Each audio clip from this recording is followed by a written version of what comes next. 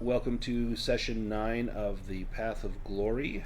Our adventurers have completed the second part of the adventure. They're now into the third and final part, the Heart of Darkness. Here on the landing page, I have updated the quest. We have captured Mogdath inside of Tephalus's dagger, and now that we are on the eastern side of the mountain, we must take the dagger to Godvindel at the city or fortress, we're not sure, of Otag. But where is Otag?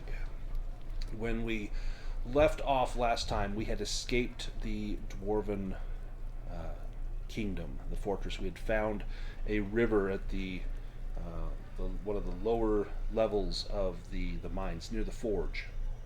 There were some rickety boats that we took down a subterranean river. Sir Cornelius fell into the water and had to be drug out by Orla. Sputtering and cold. But then finally we made it out, and let me take us to the dead forest, or not the dead forest now. We've already been there. The other map. I'll grab this one.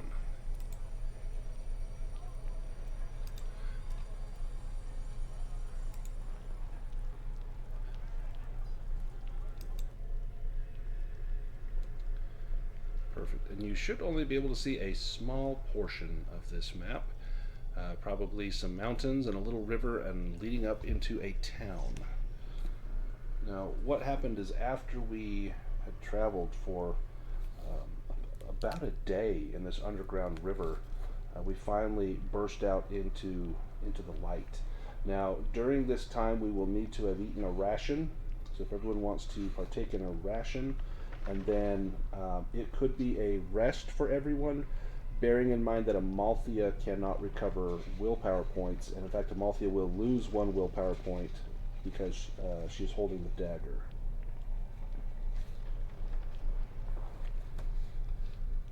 Let's get here.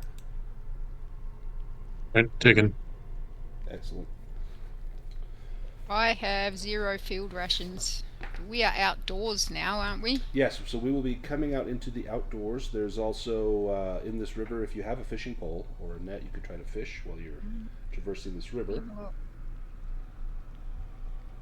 I thought I had got one at some point, but I might have left it in the wagon. Yeah, we surely didn't come out the way we went in, did we? No, our wagon is not here for sure. So as we, someone will need to give Orla a ration, or Orla will go hungry. Or I got an extra. Go for it. Oh, thank you. Now, you can see an opening up ahead. There's daylight. The fresh air that meets you is mixed with something else. Is it fire? No, it's more like ash and soot. Right. And the bright daylight stings your eyes. Trying to find your bearings, you notice something floating next to you near the barren riverbank. It is a corpse, a dead orc in armor. But it is scorched, scalded to death. There is another one up ahead, burnt even worse, almost charred. Black clouds come rolling across the sky, chased by a wind not felt on the ground. All is still, dead quiet, and burned. Both the ground and the cracked, glazed rock face behind you appear to have been blasted with fire. And I believe last time it was determined that this was probably dragon fire. I forget who made the beast lore roll. Someone did. You are lost in a strange, war-torn land. There is no sign of life in the rolling landscape stretching out before you until you spot something alarming. Thick columns of dark smoke rising in the distance. Then you notice something hopeful. In a valley far ahead is a small walled village by the river, seemingly intact. Do you want to take the boat down the river, or do you disembark and go on foot?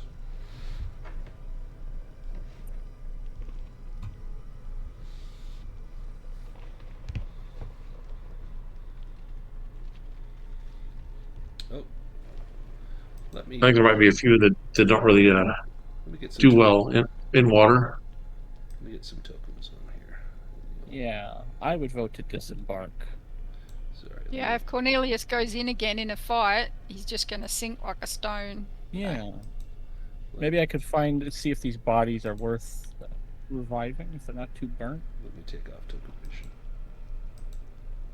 Sorry about That that. And will my endear swimming us did to go the up to a village. 7, but it's still pretty bad. Now can you all see the map? Oh, there's a bit of like a rock in a small village. Yeah. It's like part of the map, yeah. Yep, so you should just see a small portion of the map. Yeah. Mm-hmm. Excellent. So disembark from the boat. Is that the plan, or to ride the boats down into the village? Disembark was planned. Disembark? Yeah, I think disembark is the best way to go. Yeah. Do you... That way Orla can do hunting. Yeah, exactly. Do you leave the boats ashore, or do you let them float down the river? Leave them here in case we need a way back. Should drag them up. And maybe you don't want to give away your position just yet. Yeah, so drag them up under some cover and leave them somewhere. Excellent. We'll get to them. Never leave an exit unset up.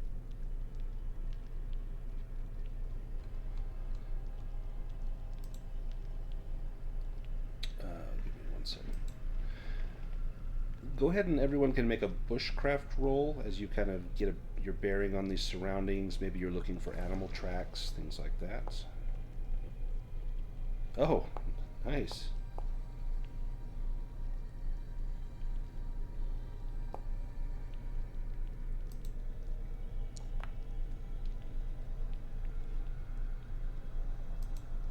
I won't push that. Somebody got a good roll. Give me 1 second here.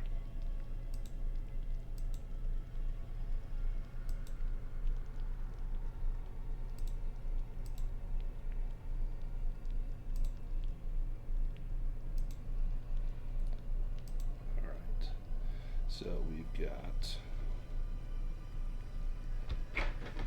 Phelorian with a dragon. And Fade succeeded. So, and Amalthea. So Phelorian, you can tell right away that there are strange tracks in the ground here. They're quite large. They look almost reptilian, and you wouldn't have gotten that except for your skilled roll on here. With your dragon. These tracks are roughly maybe 2 feet long, 3/4 of a meter or so in length, and spaced quite wide apart, maybe 2 meters apart. Whatever this was is big and wide. You can see these prints in ash and dirt in this area. They seem to be heading towards the northeast, towards some of the foothills near the village. Oh, towards the village. That's bad. Yes. Large reptilian. So the bodies we saw in the river, though, they were orcs. They were That was orcs, an yes, orc. that's correct. Okay. And is Phelorian going to get the orcs up to come walkies with us? That was a question I had. Are they too burnt? Is it possible to test my newfound magic? Yeah, if you would like to try to raise the dead, you can. They will be charred and burnt orcs, but they will be the living dead nonetheless. Yeah, I've got an idea, so this is really good. How many of them? 2, you said? There was 2. one that was burnt worse than another. Yep. Might as well get them both.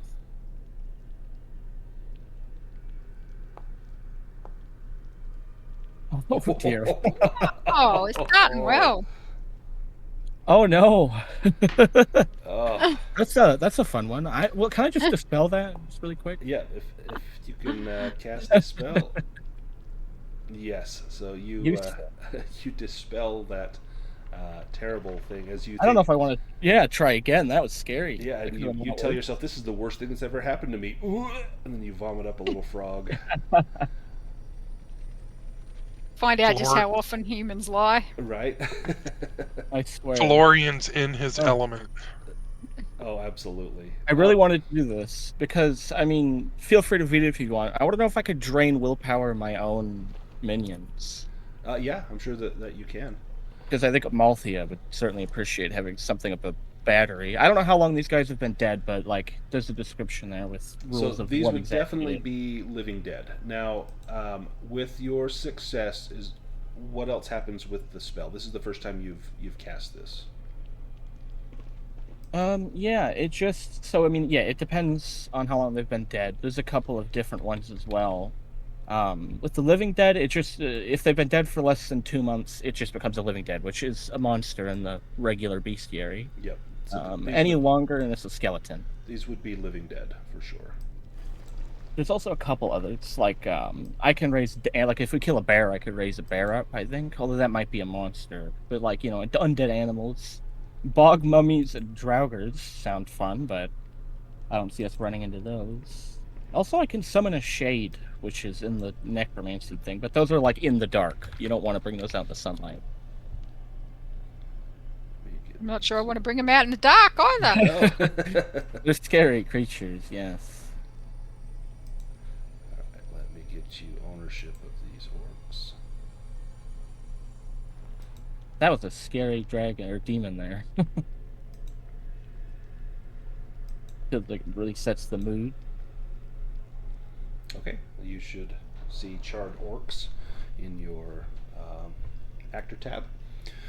You raise them up. They come crawling out of the water. They twitch a few times at first, and then you see these arms in some areas charred right down to the bone, reaching out and just dragging themselves along the bottom of the river, kicking and thrashing until they are able to take their feet, and they stand and walk towards you, swaying ever so slightly. Their balance is poor as their legs have been badly damaged, but they look at you and await your bidding. I'm a very cruel master, unfortunately. You hit one of them and drain willpower from it, and it grimaces in pain as it feels that life force being drawn out of it. Oh. But it just gives you the same sort of deadpan look as you take that willpower, as though it serves, or it lives to serve.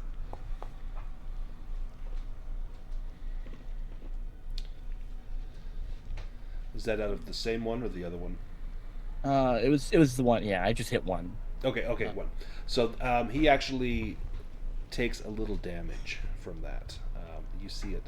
He winces, and some of the flesh around his chest and shoulders begins to withdraw and shrivel as the energy is drawn out of it.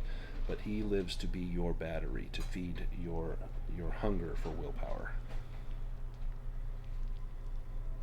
All right, I took 3, so I would give most of that to Amalthea if she can't. Well, I mean, you said I could give her to magical means, right? Yeah, so she can recover through magical means. She just can't recover through resting. Okay, so I think. yeah, I just 10. I think Amalthea thought you were better off when you were growing up frogs. I'm not. I don't want it. You don't take the willpower from the... No, I don't. No, that's just sick and wrong. I mean, I don't like this old man. He keeps cutting off hands of his companions. And, yeah, you do have Dionysus' hand right now. Doing strange shit and. So yeah, you sense Amalthea refuse the offer of willpower. And this is kind of strange to you. Why would one turn down such a boon? Yeah, I don't think Phelorian even considered it at all. He just thought it's just natural. So, what's strange? A cat. I've never met a cat before that can talk, so odds are they'd be strange. Wait till he meets everyone Aurelius. else is a troll, right? Oh, jeez. Yeah, I don't think Aurelius would like a necromancer very much. Yeah, so I think everyone else is probably full. So you could regain. You would have lost what, 6, 7, 8, 9, 10, 11, 12, I think. Or no, 10. So you can just, I guess, Like a- regain all of that yeah. and plus take the additional 3.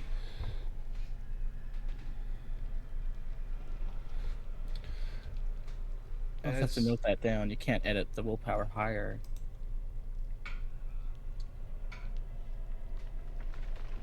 I wonder if there's a way to do that. I think if it's a targeted spell, you can. It's just if you do it without a target, like I did. I just rolled 4d6.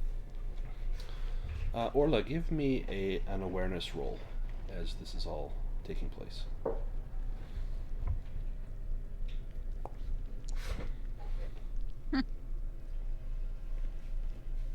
Probably disheartened. Yeah, you're This could be watching important. what's happening. You're watching the dead come back to life after having fought the dead for so long, and to see Phelorian ply his craft and bring these up. It's very strange, but you cannot turn away. And It's unfortunately, rolls. you do not hear the thing lurking behind you in the stony brush. Let's go to. Yeah, I am watching a pair of orc zombies coming up out of the river. That So, would be captivating. Let's go here to this battle map. So we've got, we'll put Phelorian down here. let's hope the bad rolls are just at the start. You've got your I've seen this two- battlefield before. Your 2 charred orcs. This one has taken a little bit of damage. We've got Amalthea, Orla, Fade. I mean, I am 100% comfortable if, the sick old man who wants to deal with dead things wants to take this dagger, and he can do what he wants for himself.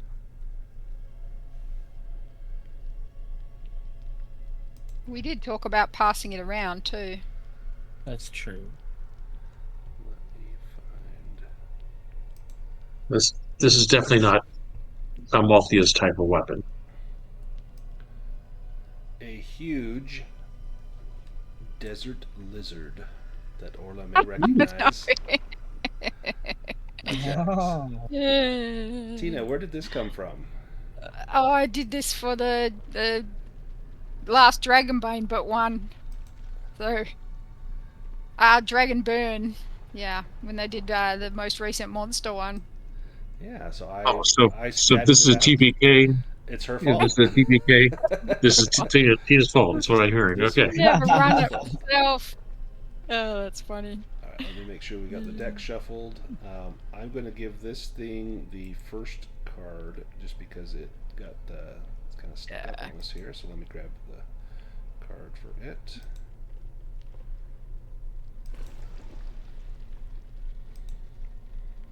Okay, and then you can all go ahead and draw cards. What's terrifying is it has the number 1 next to it, like there's more than one. Uh-huh. Is it part of a breeding pair? We will find out.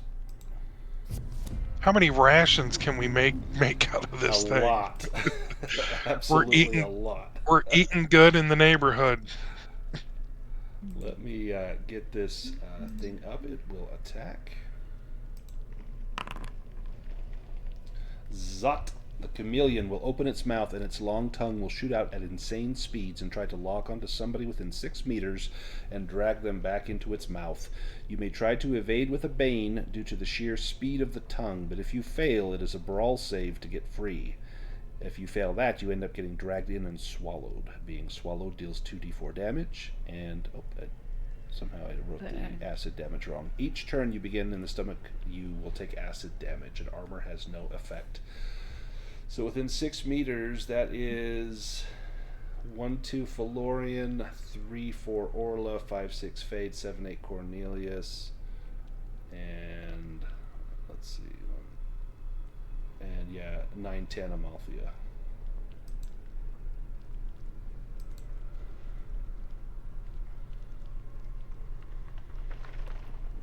So it's Fade. So Fade, this attack is coming in at you. You can use your turn to evade with a Bane. Or you can let it hit you. I think I'll evade with a Bane. Go ahead and give me that roll. Oh, good Oh, one. nice. Well done. So you manage to Nice. evade. The tongue sticks on the rock next to you, and as it pulls free, you see it just wrenching bits of brush out of the ground by the roots. We go to the living dead. Phelorian, your minion is at your beck and call. Yeah, I suppose it would be a shame if I didn't use it. I could get in there too. Nice. Some of the attacks might not make sense because I think it's got one that can like grab them, which doesn't really make sense as a giant chameleon thing. But Grab onto It's its just leg got- or something. Yeah, it's got like a pair of zombies stuck to its legs. So then if you click the monster attack, it should say to do a random one. Just go ahead and roll a random attack on there. oh, nice. I've never seen that before. Vile vomit. The corpse writhes in agony while vomiting rotten flesh, intestines, and foul-smelling fluids. All opponents within 10 meters, which is just going to be the chameleon, become sickly. I will say that gives it a Bane on its next action.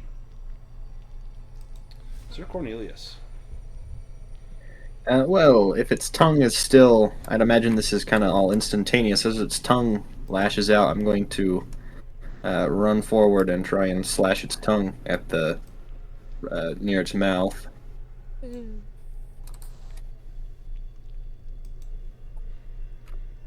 Yeah, as its tongue has lashed out, you strike as it's being retracted. Oh! Oh, Okay.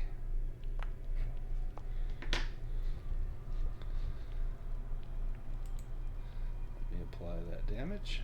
Do you do Monster Slayer? No, not this time. But I'd imagine that would cut off its tongue then. Very, very nearly. It's nearly severed, greatly wounded. It will be reduced in strength for sure. We go to the next charred orc.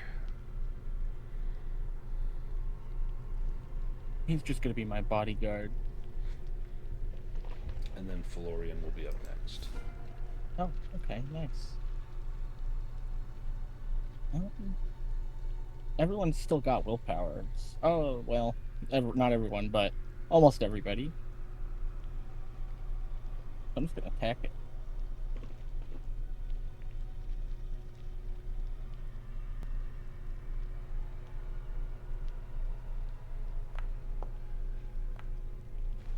Nice. Ever caught a reptile in this spell before? They're I wonder if it cold-blooded. feels Yeah, I different. wonder if it'll do a little more. Ooh. Ooh, yeah. They don't like being cold.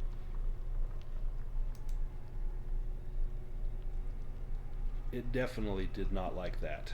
It seems to slow its attacks down somewhat. Fade, you're up next. I evaded. Oh, so, that's right. That's right.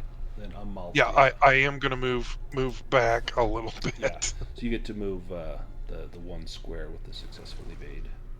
Yep. Amalthea, and then Orla. He thought he was ambushing us. I know, right?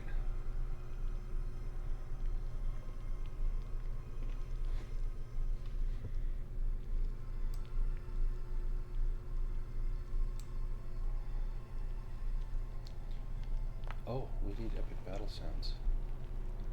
Yeah, this is not very epic. Yeah, this feels like dungeon diving music.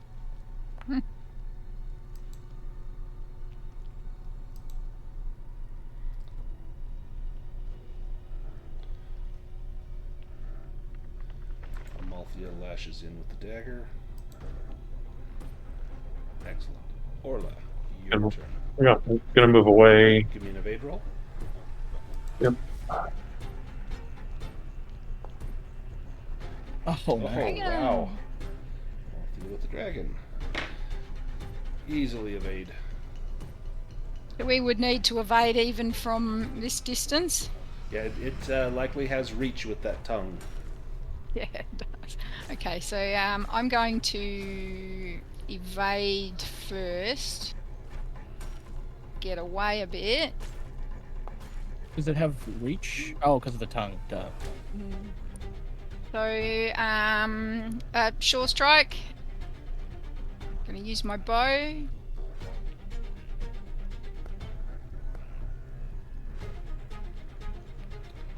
Nice.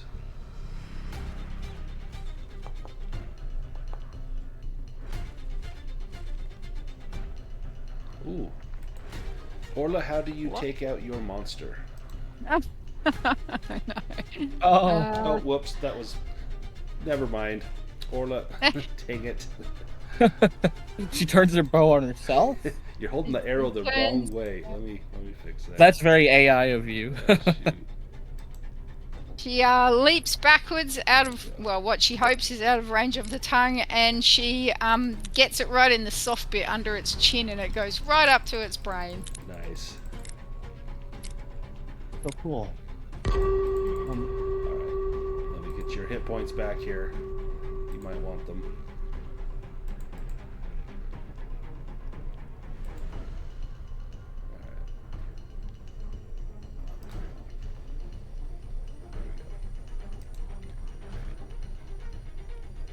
As you strike it right into the brain, it withers under that attack and slumps down to the ground near Sir Cornelius.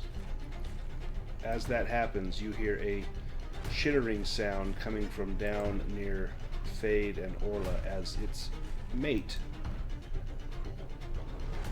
No. removes itself from its camouflage state Oh no. and enters combat. Right where I went. Dianus' hand, and then we'll go to the next round.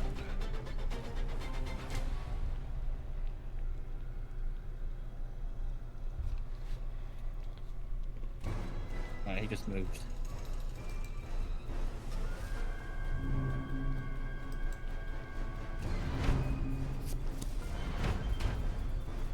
Phelorian, you're up first. Oh, that's rare.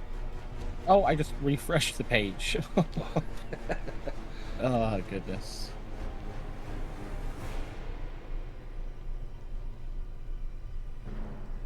Famously very quick at loading into things as well, so we're good.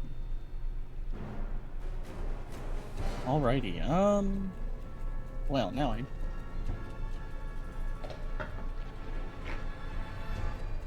feel kind of bad. These creatures are cute. I'm gonna try to just get some willpower from him. Nice. Gets a roll with a boon. Or with a bane, excuse me.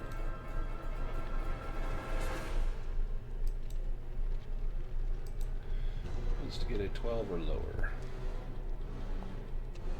And does not.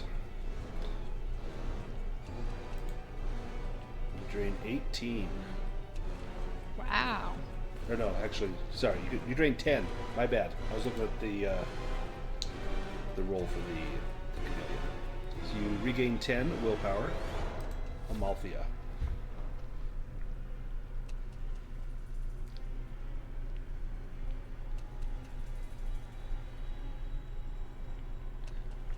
And after Amalthea will be Sir Cornelius. Come over, say hi to this one. Target. Oh, look, target, there we go.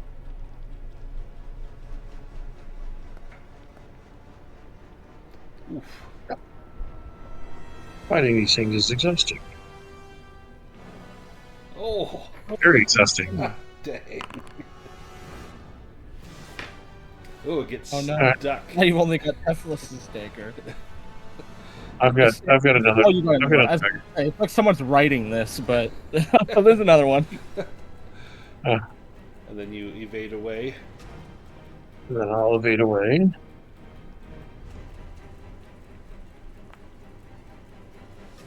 Yes, you do. Sir Cornelius. Sir Cornelius will switch with Fade. Okay. That way, hopefully, Fade can get away from it.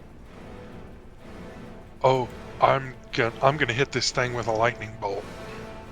You can do Since both, right? there are no friendlies within 2 meters of it, I And get to use my new You're outdoors, so it doesn't cost you twice as much. yes. So I get to use my new lightning bolt spell. Sweet. Let's do it. You're up, Fade. Oh, son of a... I am so disheartened with my new spell. Oh. Oh, 2 Oh, times. man. Son of a bitch. Just call me Phelorian. Now, do you want to move I- away? Yes, I will move away. Okay. Damn it. The Living Dead.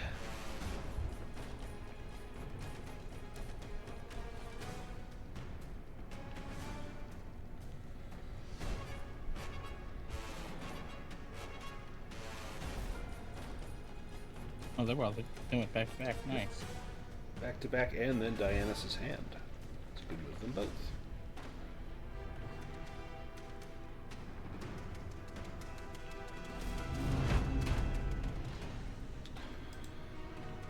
The Chameleon. Racing legs. You go up on its surprisingly long legs and run towards somebody. Its movement is 20 when it stands up like this. Oh, that's scary. Let's see. It can go.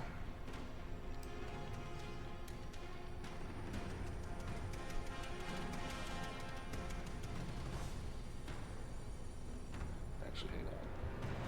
Let me see if I can do this. Oops.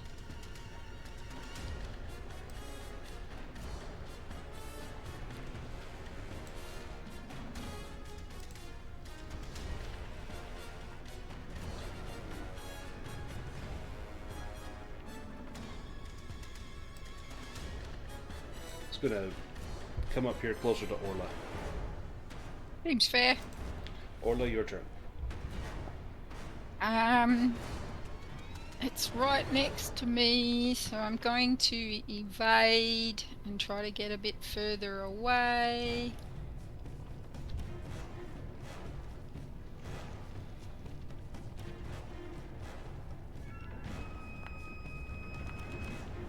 Yes. Nice. And so I will move away and then use my bow. Oops. Outside. Right. Oop. God, I went miles away then. I'll use my bow.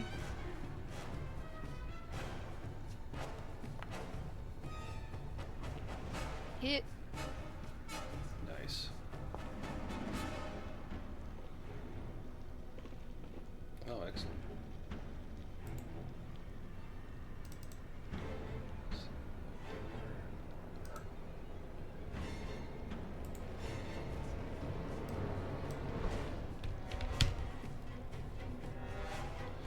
Sir Cornelius.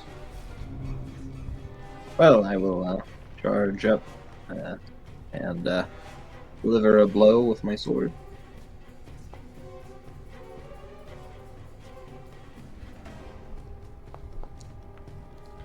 You Monster Slayer or Dragon Slayer?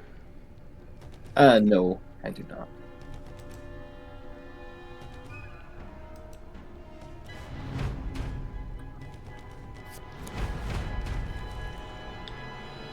The Desert Chameleon.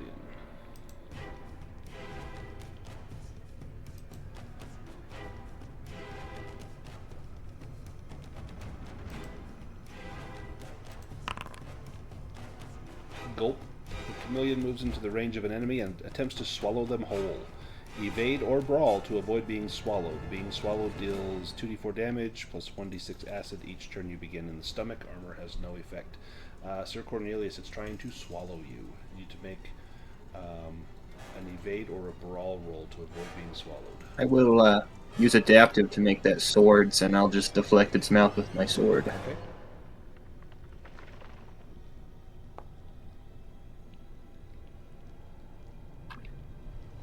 You avoid, as the blade comes up, its mouth kind of snaps on the blade and it recoils in pain from that.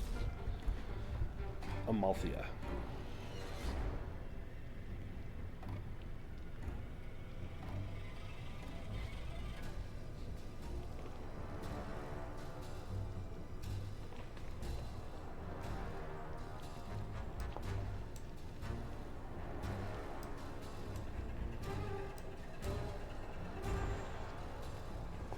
This is rigged. Wow. Wow. No. That wasn't Tephilus's dagger, was it? It wasn't. It was just a regular dagger. I'm not using this thing. Oh, man. So I've lost one dagger, and the other one's got a bane on it. Okay. I could give you my hand severing knife if you want it, but I don't I don't want think you're gonna Tephilus's love that dagger. one. Sure as hell doesn't want that. What a turn of events! You really you could not write this. Okay. One dragon and 2 demons so far for Amalthea. Give me an evade roll, and then it is Phelorian's turn. But you managed to evade easily.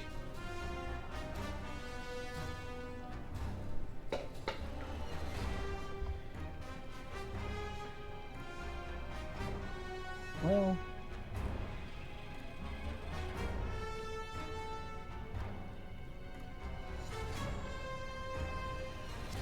I haven't used this one in forever, actually. Oh, nice. So it gets a save with a bane? I believe so. Yeah, it's the Yeah. same as Dragon Powers. It's with a boon at rank 1, none at rank 2, and a bane at rank 3. She needs a 12 in order to not be blinded. And the 19 with the bane, he is blind.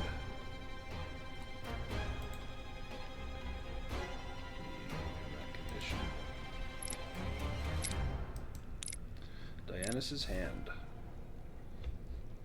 The hand is going to come back to its master and end its turn. Fade, your turn.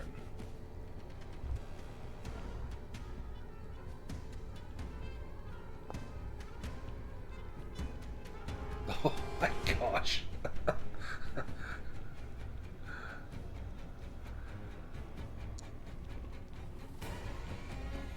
There we go.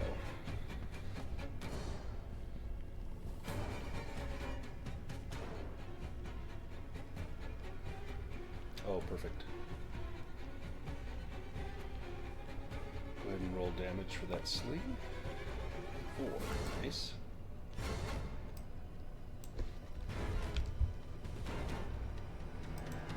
The Living Dead. And then Orla is up next. My brave knight.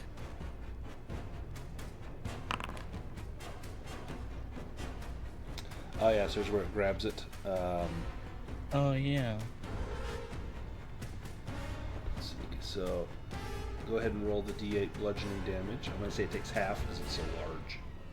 That makes sense.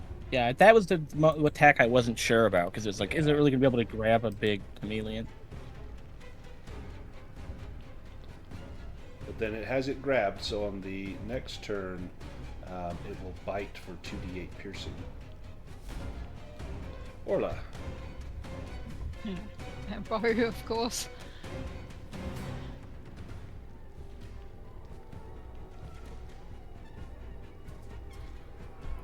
Nice. I'm glad that we're all high enough to where like 17s are often successes. Yeah.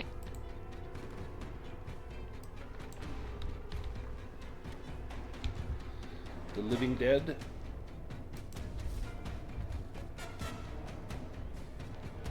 He can also reach.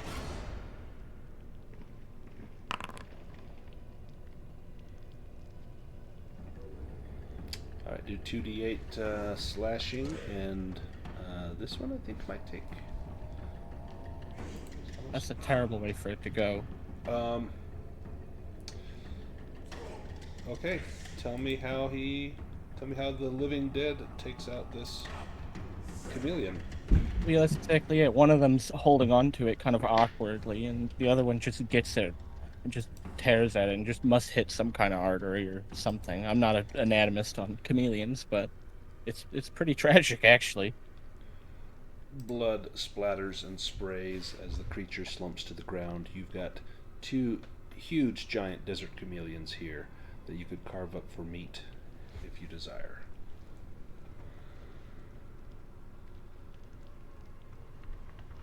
Yeah, I did not, as a player, feel proud of that at all. Perhaps you could have tamed them and ridden them like mounts. If I had Undead Monster, which is like the rank 5 of this spell, I could probably raise them back to life. Oh, that'd be fantastic. Right. Amalthea recovers the dagger that was stuck in the ground. Yes. Perfect.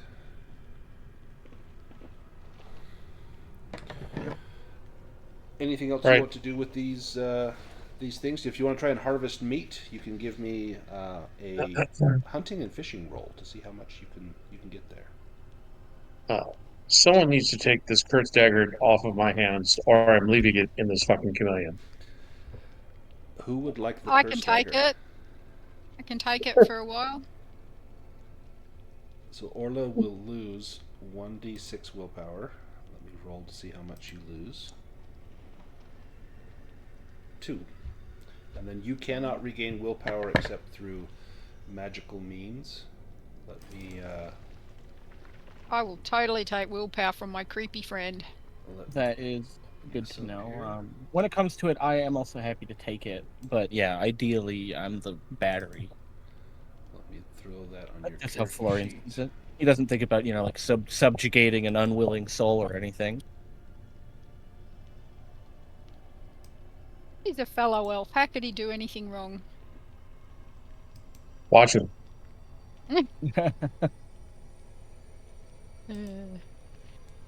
So I succeeded on my second roll. I was angry at first because I didn't want to waste the meat. So, having had to kill these beautiful creatures. Roll 2d6, and that's how many rations you're able to obtain.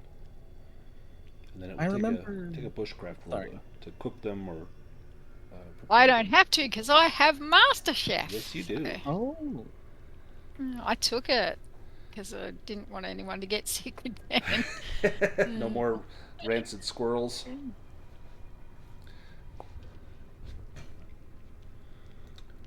Nice.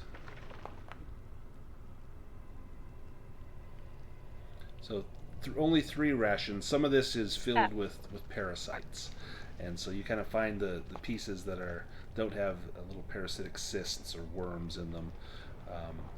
But this will definitely not go to waste. You will be able to salvage this, and you come up with three rations that will serve you well.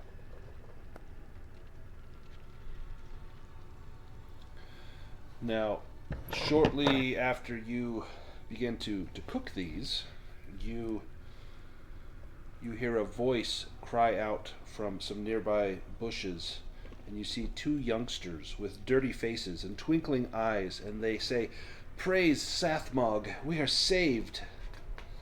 These 2 young girls were out wandering in the village, or from the village that is nearby, and they ask you if you are here to help them from the evil orcs. Wait, praise who? Praise Sathmog, of course. That is questionable. Yes. What do you mean? Uh, Do you not worship Sathmog?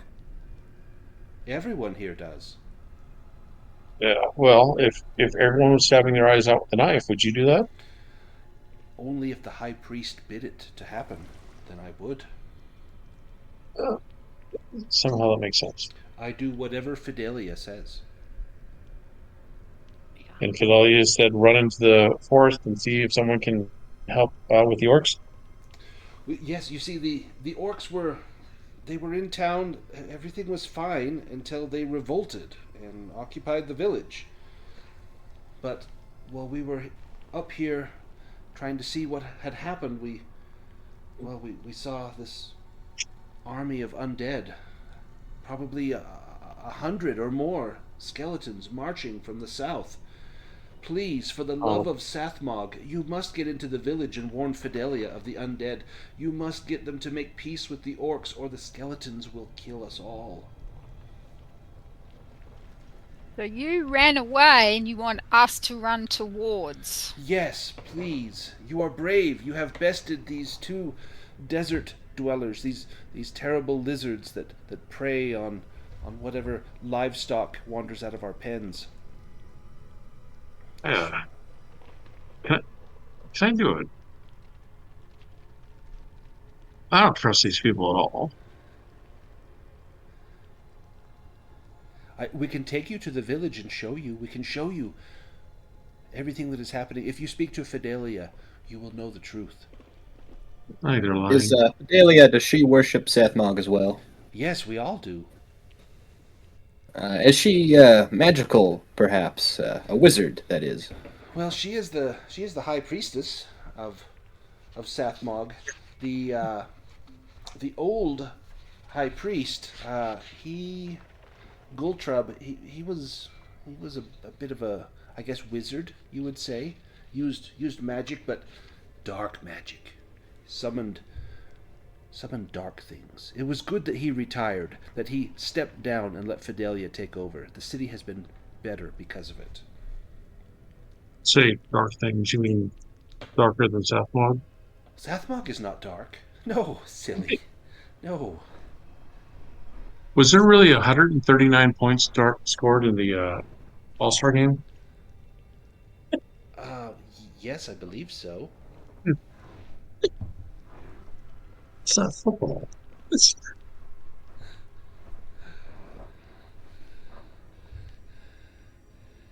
But, oh, Sathmog be praised, you are here to help us. Please, won't you come? Stonemouth is but a short distance away, and they point to the village that you can see off in the distance.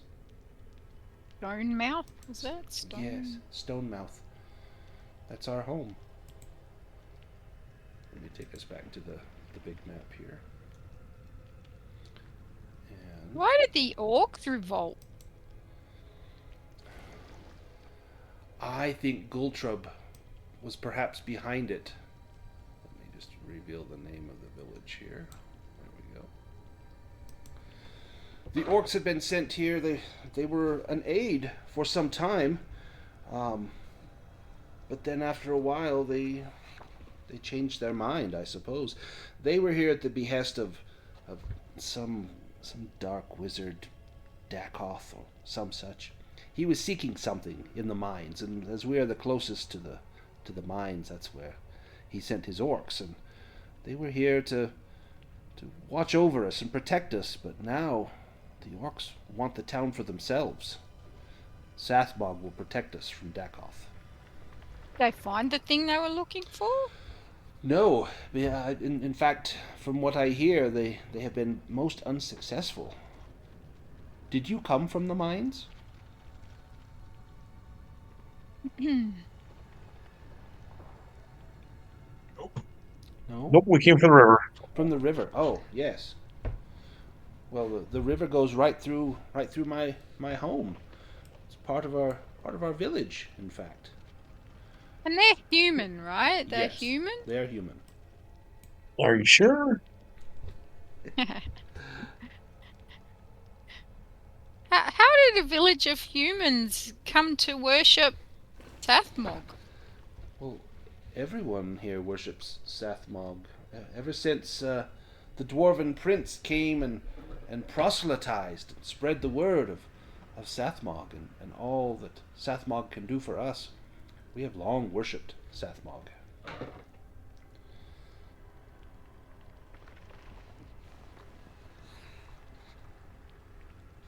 Well, I'm looking at the other guys. I'm like, I don't know what to do here.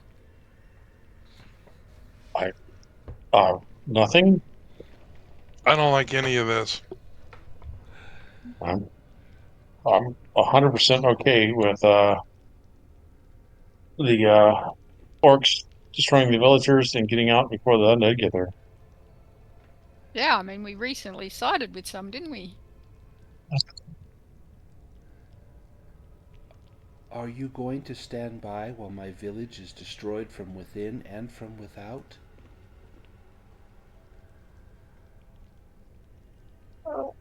Well, we do have a more important mission than walking into that. Oh.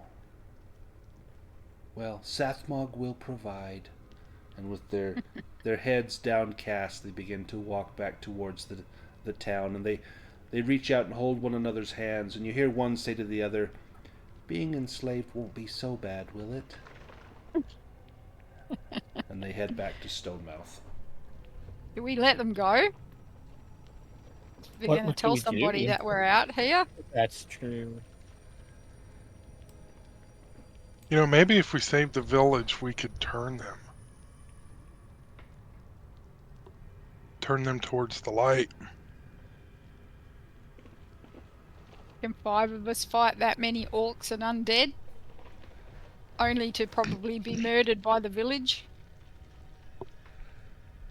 Well, there is that too.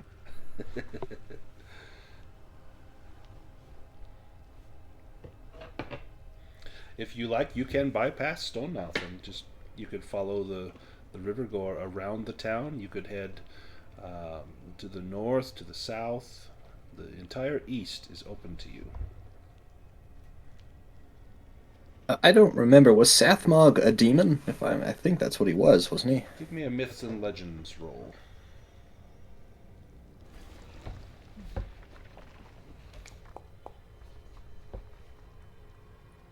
Perhaps I'm a little disheartened at hearing this tale. I do not recall. You think demon was correct, but your religious studies are not up to what they might have been. But you have come to know Sathmog as being something terrible. In fact, Basically the big bad, isn't he? yeah, Orla, He's- give me a he's myths not- and legends roll. He's not a demon, he's the demon. The demon, yeah. Well, in that case, perhaps we should pay this high priest a visit. Yeah, he's got a bane Oh on my that at the moment. goodness. So Wow. Wow. That's messed up. No. Okay, No, can no. I try? Okay. What? Does turns Phelorian- out he's this really good guy. Did he remember his Sunday school lesson? Oh, Please. yes, Oh. he did. It makes sense that Phelorian is the one that would know about this. I'm seeming more and more sinister. So, you know that Sathmog is the demon prince, and he symbolizes darkness, night, filth, lies, deceit, egotism, corruption, and decay, but also change and personal freedom. Sathmog has demons, monsters, cultists, and corrupted creatures at his disposal. His servants wear his black mark branded somewhere on their body. The mark is a stylized demon head with 2 sharp horns. The fact that the people here worship Sathmog is absolutely confounding. What purpose would that serve? But perhaps, as some people say, the friend of my enemy is my friend, and maybe Sathmog isn't the bad guy on this side of the mountains. Maybe what you've been taught and been told has been a lie, or a partial truth. We still don't know where Oteg is, right? No. Or Odeg or whatever. Hang on, I mean- girls, we're still thinking about this. I guess if we follow the kids, maybe they can tell us where Odeg is, and we can find out just exactly what the ever-loving hell is going on. If you need a map, there's one in town. There's one at the temple. Oh. Well, alright, take us to the temple. That would be helpful. And we don't know. Oteg may be in this town. Yeah, I mean, Oteg might be an old name for Stonemouth. Or the map at least might show us where he's at. Let me take us to the map. You guys may not have any vision. Do you see anything on the map? I'm still loading. I see an image. That's Yeah, I see Nothing the down. town. Yeah. Okay, so Oh, you yeah, can see the whole town? Okay, perfect. This is Goes. Stonemouth. So, There's it's one. about a shift's walk from the cave outlet where you came out. You emerge from the gates of power at the point where Hill Creek grows 10 fathoms wide, and there lies the village of Stonemouth. This looks to be an older dwarven make town, as though this was built perhaps by the dwarves to do trade from the mountain. Over time, humans found their way here and probably built the buildings a little taller with larger doors and with windows. It looks as though there is a temple, this large orange building with a demon atop of it. This must be the temple of Sathmog's worship. You can see already, just from your vantage up here in the hills, that there is a great tumult going on. That all around the fortified keep, you see orcs standing around, hurling insults as well as stones up at the bulwarks, where you see humans hurling insults and stones back down at them. It looks like there's a few ways to get into town. There is the river, here to the south or to the north. There are also 2 gatehouses on the northwest and the southeast. It looks like they are guarded. There are orc guards standing outside those gatehouses. The wall is ancient, roughly 3 meters high, made of stone. It's made of moss-covered rocks held together by crumbling mortar. The wall has no towers, just those 2 gatehouses. So the residents of the village have all sort of gone back up here to To the the keep, yes. keep, and so the rest of the village is currently occupied by the orcs. By the orcs, that's correct.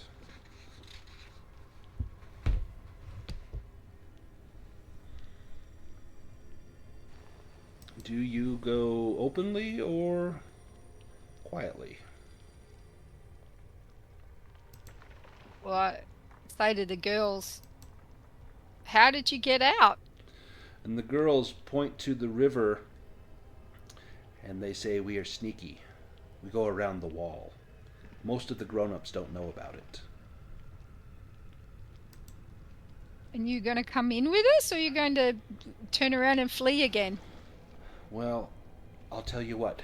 We'll go get some high ground up in the hills where we can keep an eye on that army of skeletons. And when they get close enough, we will come and sound the alarm. If we are caught outside the keep where the orcs are, we will likely be enslaved. And that would not do good for the 2 of us. And they look at each other and nod their heads.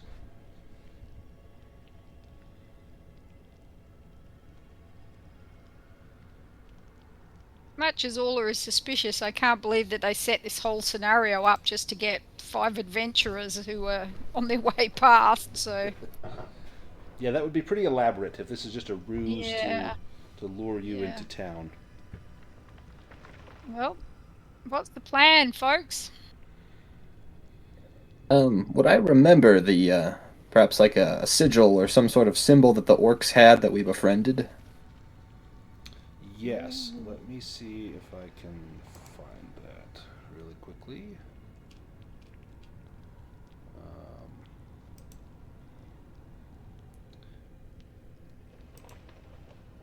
got it in here. Is there a way that we can kind of fluff up the 2 dead orcs we have? Make them look a little bit more presentable? Cover them with some clothes or something? I don't know. This is the symbol of Sathmog, the one that the girls kind of mentioned, or that Phelorian would remember. That's the Sathmog symbol. It looks like a stylized demon head. The symbol that the orcs had was this. Let me post it. Lovely. This was a very different symbol. Phelorian, because you got a dragon on your roll, give me another Myths and Legends roll.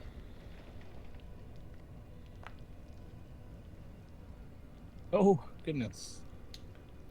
Just one over. Do you want to? Yeah, there we go. I very much do, yes. Okay. So you know that this is the symbol of the necromancer. That you think this is Dakoth. That this was Mogdath's lord, the one that Mogdath worked at the behest of Dakoth. That is the one that the orcs had on their armor or on their shields. They had been enslaved and conscripted into Dakoth's army.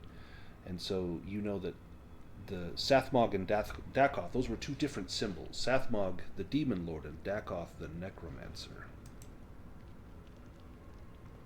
So it was Dakoth that sent Mogdath the into the orcs mines, here. and likely Oh, sent the yeah. orcs here.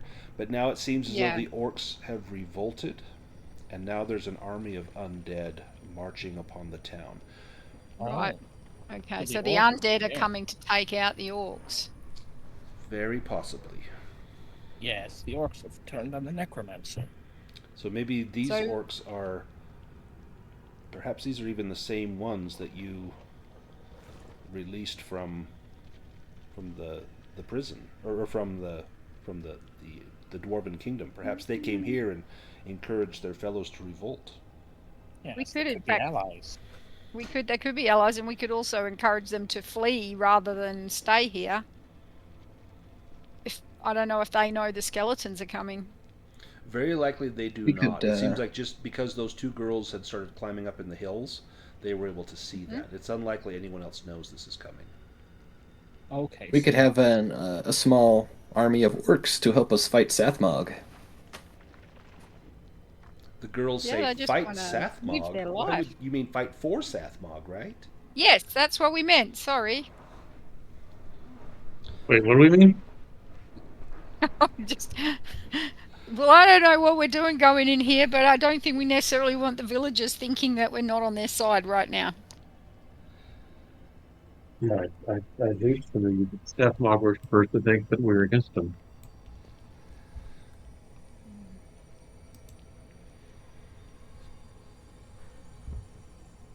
Well, we could go and try and talk to them, the ones at the guard tower, and see what they think. Why are they Well- rebelling? I mean, the girls can get us into the palace through their back roads or whatever. Yeah, they can get you through the wall where the river is. They know a way.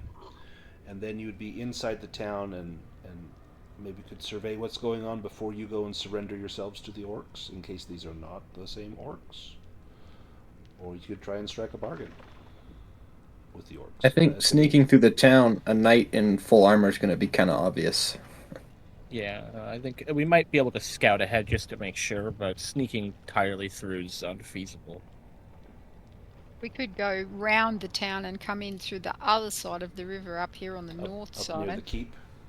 Yeah, but if there's orcs all around the keep attacking the keep, we could climb the back wall where the tower is. But I don't know what's happening around there. We do have the spyglass. Can we see any banners or anything that would have a symbol on it so we can tell who the orcs are allied with? Give me a spot hidden roll with a boon because of the spyglass. Is anyone really good at spot hidden? Or I got 15. I've got a 14, so if you wanted to do it. Nobody has higher than 15. No thieves. No, I have 13. Oh, actually, so Amalthea's a thief, isn't she? she is. Well, I wouldn't know the banners. That's more your interest, Knight, but I could probably see. Big Well, game. as long as you can point one out. So it's a spot hidden? Yep, with a boon. Yes, Oh, it's an nice. excellent spyglass, Sir Knight. Excellent. As you look through, you see a few different things here and there. Let me post some pictures here.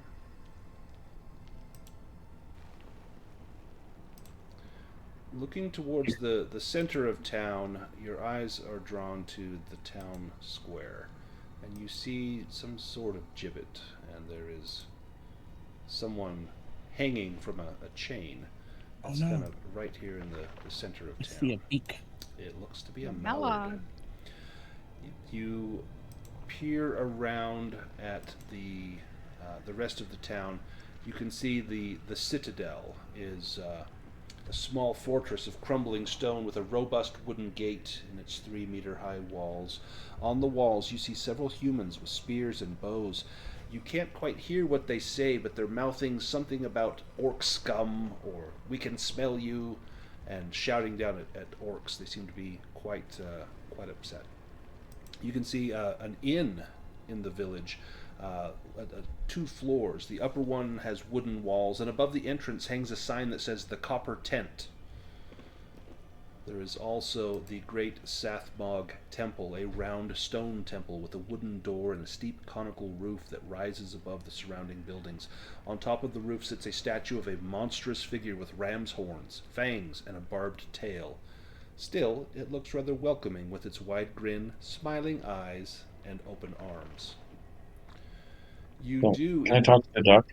Yes. You're gonna I want to sneak and talk to the duck. sneak and talk to the duck.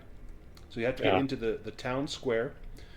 You see the orcs that are near the keep. Some of them have the mark of Dakoth on their shields, that the necromancer's mark. Yeah, could that be Quillbeak that is stuck in the gibbet? Maybe Grum didn't eat him after all. Is Sold that him. here, right, sort of near the keep? Yes, Is that yep, where they yep. are? Okay. Cool. You've got to get a long way in. Or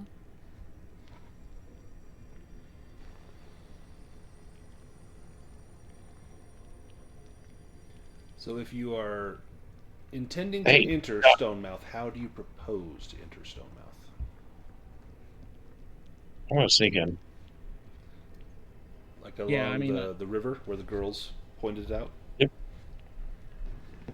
I mean, the That's what it attention's was. probably on the guy on the Yeah, keep. everyone that you see in town is either in the keep or looking up at the keep. There's a few orcs kind of milling about, and there's the orcs at the gatehouses.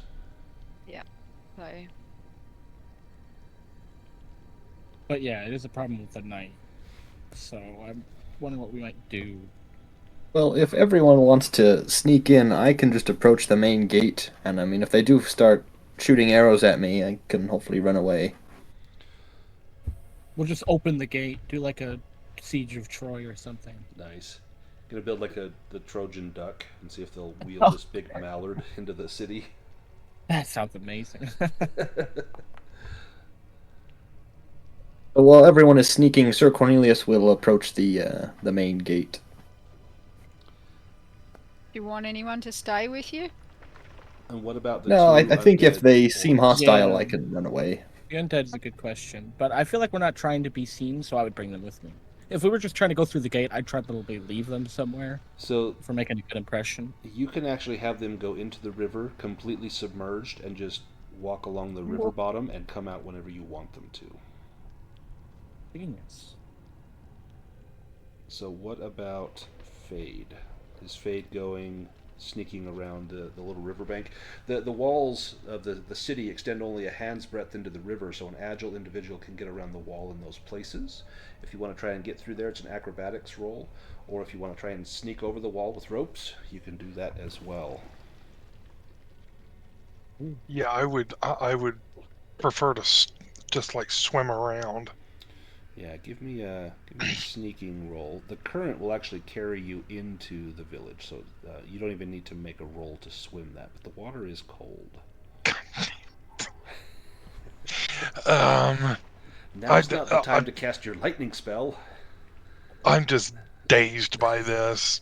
How stupid. I'm gonna Barely swim made too. Nice. So the current is it's strong, but it will push you into the town. You'll need to make a bushcraft roll if you get into the water. If you just try and sneak around the wall, it's an acrobatics roll. If you get in the water, it'll be a bushcraft roll. So far, everyone that is sneaking has been successful. Nice. Fade manages to protect himself from the cold as he gets into the water and then back out, wringing his robes out. Oh, Orla. The demon! Oh, the timing! No. So that will make you cold. Orla. So let's just review cold really quickly. It makes it harder to heal. So if you are cold, you roll once per shift. On a failure, you lose 1d6 hit points and willpower points and can no longer heal these except through magic. You must then make these rolls every shift until you get warm or until you reach 0. So you will lose 1d6 willpower and hit points from that cold. Okay, so I roll those now. Yep. Go ahead And roll those also, now. keeping in mind, everybody, that I currently have the dagger. So don't drop to 0 So- willpower. Okay, so I already had 2 willpower points off. So Yep. now I roll a d6 for hit points first. Yep, and then another for willpower. To 3. And then a d6 for will points. Hopefully this is a low one. Ooh. What about Phelorian and Amalthea? Are you going into the water or making an acrobatics roll to get around the wall and not plop into the water? I suppose I'll follow my zombies into the water. Give me a bushcraft roll. Oh my goodness. Wow. Well, the cold's gonna kill you. So No, for me, it was mine was yours is acrobatics. acrobatics. Yeah. That's your third demon tonight. Wow. Are you going to go over the wall, Amalthea? Are you? Is that what you're doing? So yeah, so she was doing an acrobatics roll to kind of sneak around the edge of the wall, like just kind of bypass the river, right where the wall juts out into the river. Some of the bank crumbles under your foot, and you splash into the water. You'll have to give me a bushcraft roll with a bane because of the demon. All right. Yeah. Oh, Suck it, Trebek. Nice. That was awesome. So, cats in water. You get close to the surface of the water and just spring out with your legs splayed until you hit the solid ground. That's right. That was a close one. That's 3 rolls below 5. Right? That's perfect. Excellent. You are all inside of the city of Stonemouth. Sir Cornelius, you are at the gate. You see the gatehouse has sturdy double doors. There are 2 orcs on the roof, well equipped with crossbows ready to fire. They look at you, and you see one of them kind of holding a horn around his neck. And he calls out to you, "Strange knight! Are you one of the Knights of the Immaculate Flame?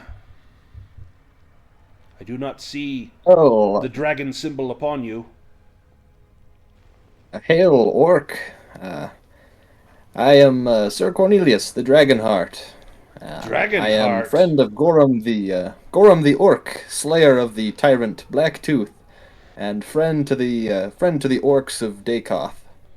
I come to aid the orcs here, as I see you as my friends.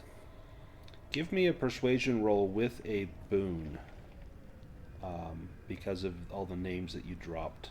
The one thing that goes against you is mentioning the dragon heart. They seem to be a little bit taken aback by that.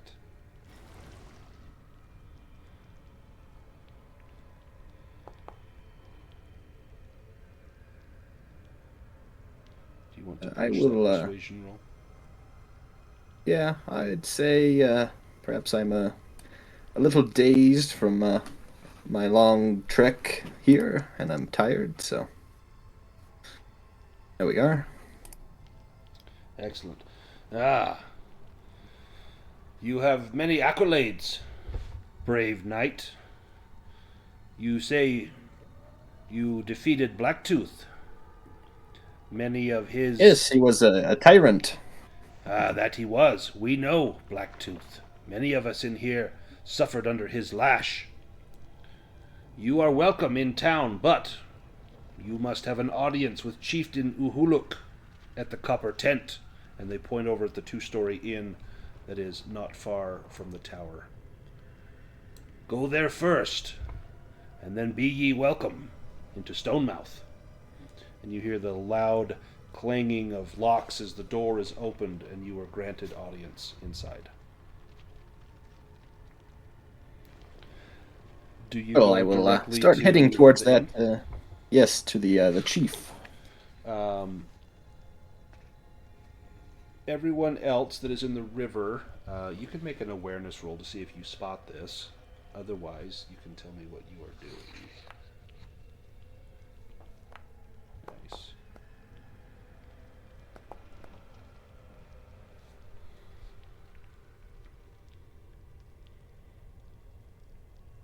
No, I'm not pushing it.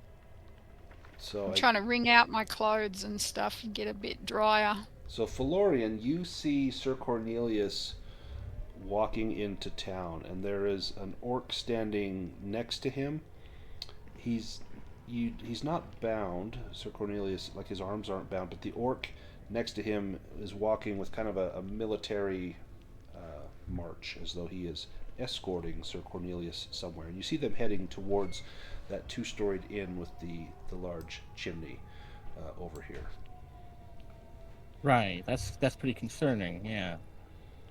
So whether he was captured or granted entrance, you don't know, but he is in the town being escorted to that building.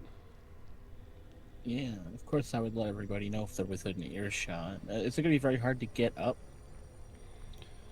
If you are trying to sneak from here, it's going to be a sneaking roll with a boon, because there's not a lot of people in this part of town. Once you get past that central bridge, then it's going to be a lot harder.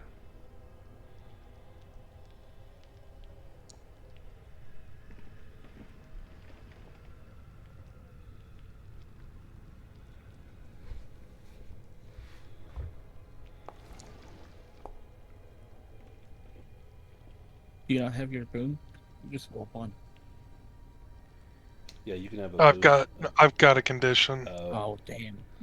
What about Amalthea? In fact, you have almost all the conditions there, Fade. Yeah, I got 3.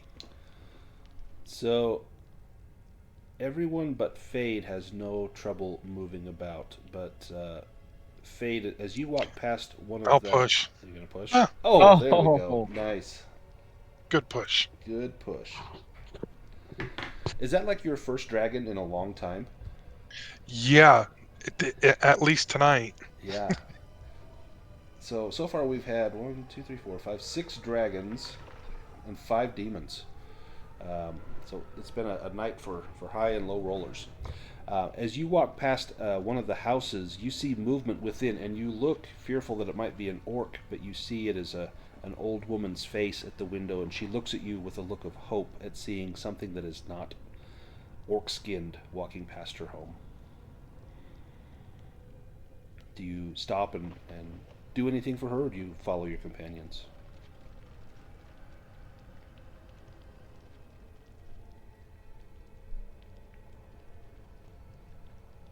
Who was this to? So this is to Fade. As you go past probably this house here on the map, you see an old woman's face looking out from one of the windows. I'll dip in. I'll dip in real quick and see if I can get some information. You see this old woman. She's sitting in a chair. She's wrapped in a shawl, and she's holding a half-eaten apple in her hands. Sathmog be praised! Are you here to rid our town of these terrible rebellious orcs? We are here to bring peace. Are you one of the Knights of the Immaculate Flame? No, we are independent contractors. Ah, mercenaries. Well, Somewhat. surely you can get rid of Uhuluk, that accursed orc. Make our town safe once more. We will see what we can do. And I will just ask, do you know someone named Oteg? Otag? You mean the old monastery? That's not a person, that's a place. It's to the northeast. A few days' journey from here. Oh, okay. Yes, it's the fortress, the stronghold of the keepers of the Immaculate Flame. I thought that you were with them, because they will surely come to our aid against Dakoth's orcs. Okay, well that makes sense. Is there anything else you can tell me about the situation here in town? You should speak with Fidelia. She is the priestess, the high priestess of Sathmog here in town. Fidelia is the first human to hold the position of high priest since the Sathmog religion was started long ago. When the dwarves came, well, the dwarf, the prince, came and taught all of us the proper way to worship Sathmog. Much misunderstood is Sathmog, let me tell you. But if you can speak with Fidelia, surely you can have some sort of assistance here. You can help the people to throw off the shackles of these orcs. We have no need of them here. We are a peaceful village. We're farmers. We are not meant to be conscripted into some army. Conscripts are for the brave, not for the old and feeble like me. Well, we shall see what comes. I will give her, I'll give her a ration before I leave. She takes it eagerly. You see her little gnarled hands, bent with arthritis, takes the ration, and she takes a few bites and then wraps the rest in a little handkerchief. My neighbors are hungry. I can spare this for them. I just needed enough to get me through another day. Let me warn you. There is a demon in town. I have seen it.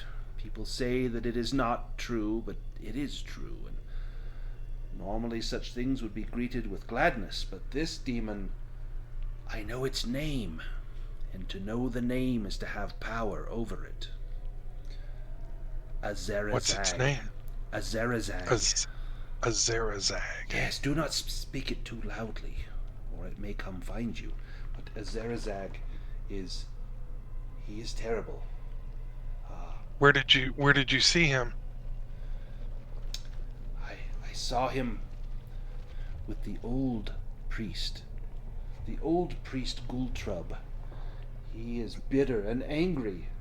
He is dwarven, you see. He was anointed by Colin. And the demon has been with him. Now normally this would be a great boon, but Gultrub, he was not happy when he left. It is said that he did not leave of his own accord, but that when he stepped down, he desired to retake the power once he felt that vacuum in his life. And I fear that Azarazag will somehow prove to be a great misfortune for our people.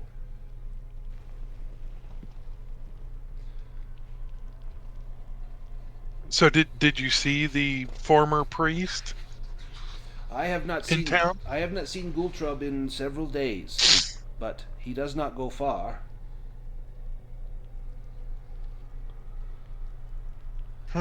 Be careful that you do not end up as Anktale did, hanging in the town square. Why did he get hung up there? Oh, it's a she, my friend. Anktale and her blood sisters are legendary assassins from the realm beyond the sea. Great story, mind you. From the lofty heights of rafters and wall towers they dive, thanks to their spider silk tunics with winged cloaks, reinforced with strips of light metal. They bring death with absolute accuracy, using razor-sharp curved daggers coated in poison, or so the stories say. Neither victims nor witnesses notice until the flame of life has been snuffed out. And you see this adventuring look in her eye, as though at one time she was young and brave and bold, but now she is withered with age, and so all she can do is revel in the stories. Well, they sound terrifying. Yes. Stay indoors. Yes, be careful, for she is surely still dangerous.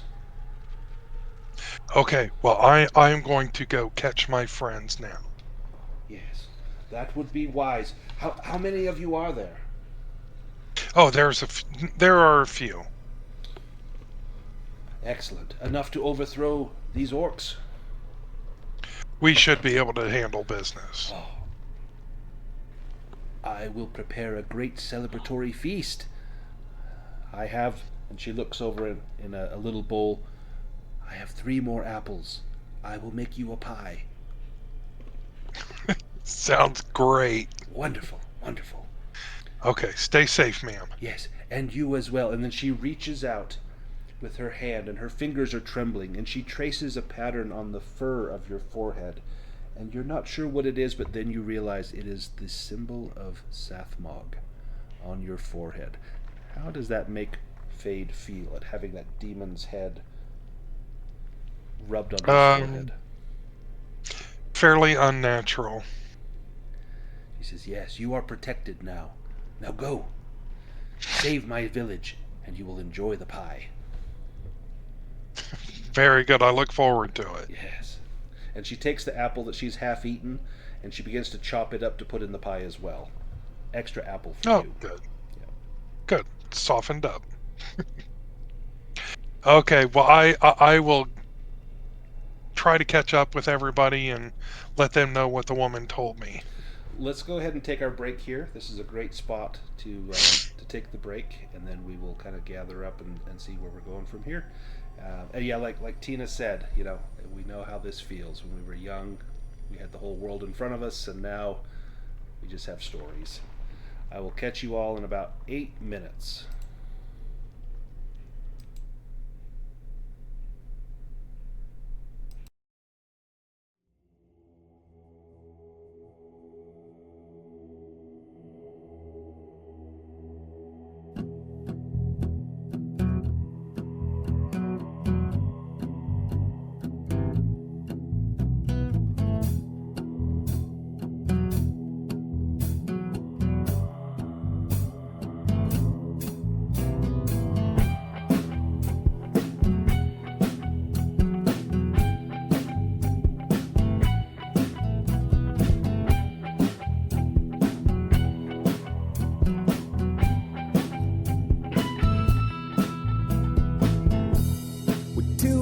sword.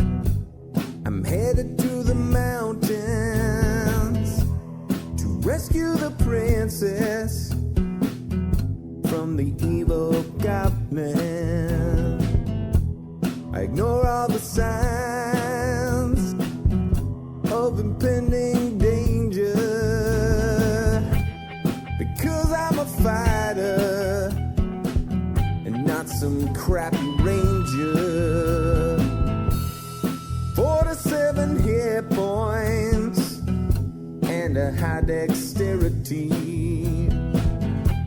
17 for strength. Kobolds are afraid of me, crafted from numbers on living paper.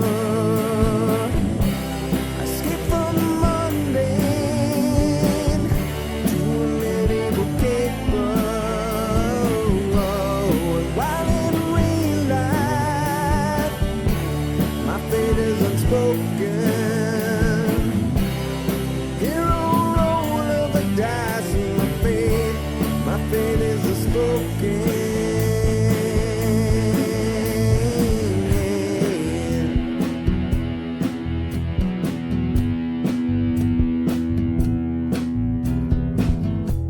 I locate the lair, but it doesn't make much sense to me.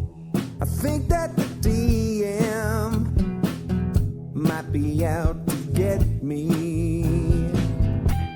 A hero in armor and truth, bards tell my legacy. The flame of my torch illuminates the enemy. A win in a battle, hewing foes asunder. Deeper I venture, the deeper I wonder.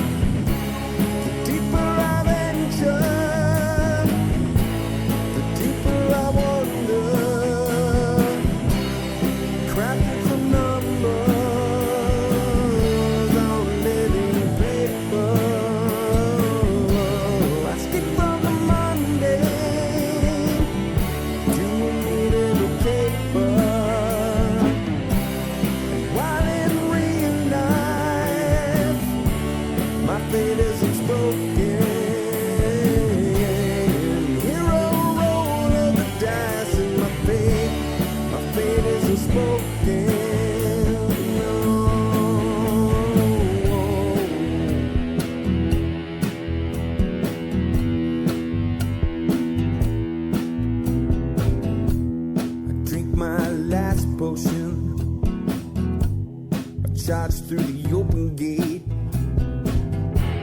The flame of the dragon tried to seal my awful fate. With a handful of dice, 5 times I rolled 20. The dragon goes down. The DM no bloody. I leave with the princess, a satchel chock full of gold. We head to the tavern where my mighty tale unfolds.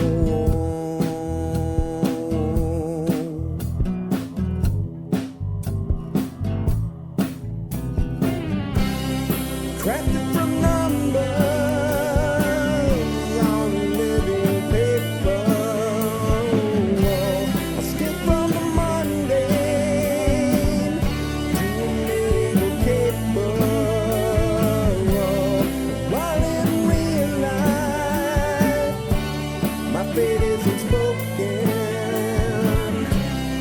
Hero roll of the dice and my fate is unspoken. The king honored me with the mighty crossbow. It's blessed by the elves, he said. I thank him and I go. The life of a hero, struggling to stay alive. It's worth all the hardship though, 'cause now I'm a level 5.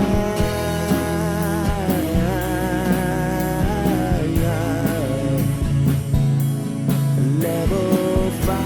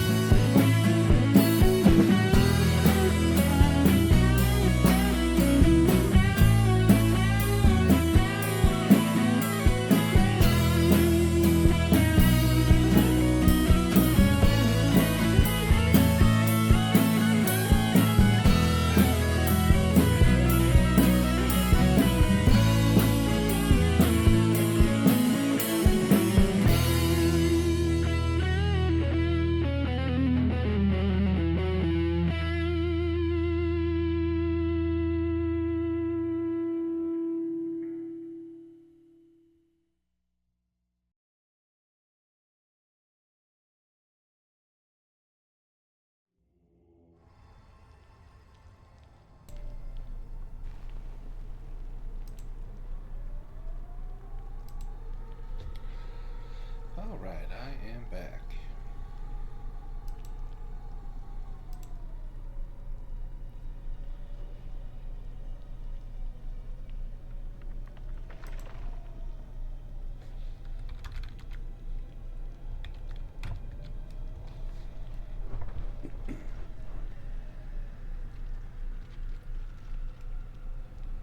I'm back.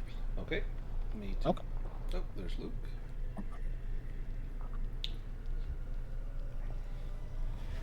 So yeah, one of the things I love about this part of the adventure is how a lot of the things that you thought you knew about the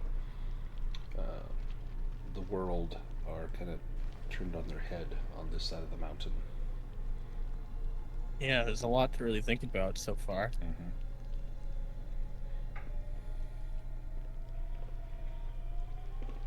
So it sounds Not much like, new for not much new for Sir Cornelius. He just added a few new people to his list of enemies he needs to find. Yeah, there's a few. So it sounds like, from what you can have gathered, that Dakoth had orcs here, probably garrisoned in the town, and then those orcs have rebelled and decided maybe they don't want to work for Dakoth anymore, but they want the town for themselves. And the human inhabitants are holed up in the stronghold. There is this mallard assassin that is in the town square, There's at least this one old lady in the house, but there's probably a few more people that have not gone to the stronghold. There's Fidelia, the High Priestess, the High Priestess of Sathmog here in town. She is probably the leader of the people. And then there is Gultrub, the old High Priest that stepped down, and sounds like he is still kind of doing things behind the scenes. Maybe he's not quite ready to relinquish all of that power. And then, unbeknownst to everyone in town, you know that there is an army of undead swiftly marching. Probably Dakoth's sent them to throw down these rebellious orcs, and probably just to annihilate the town. So you have a couple options with how you handle everything here. Do you side with one side? Do you try to broker a peace? Do you try to help one side win? Do you warn them about the undead threat? Do you help to protect the town, or do you leave it to the fates? So many choices. Just to ask,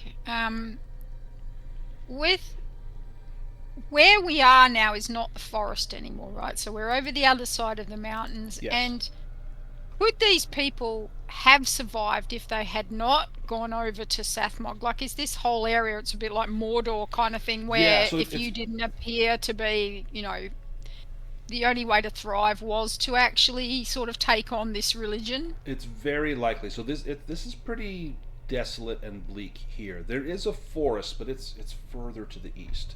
If you follow the river, eventually you will reach I think it's called Fangforan Forest. There's a pretty large forest, but this is much more like the steppes right here.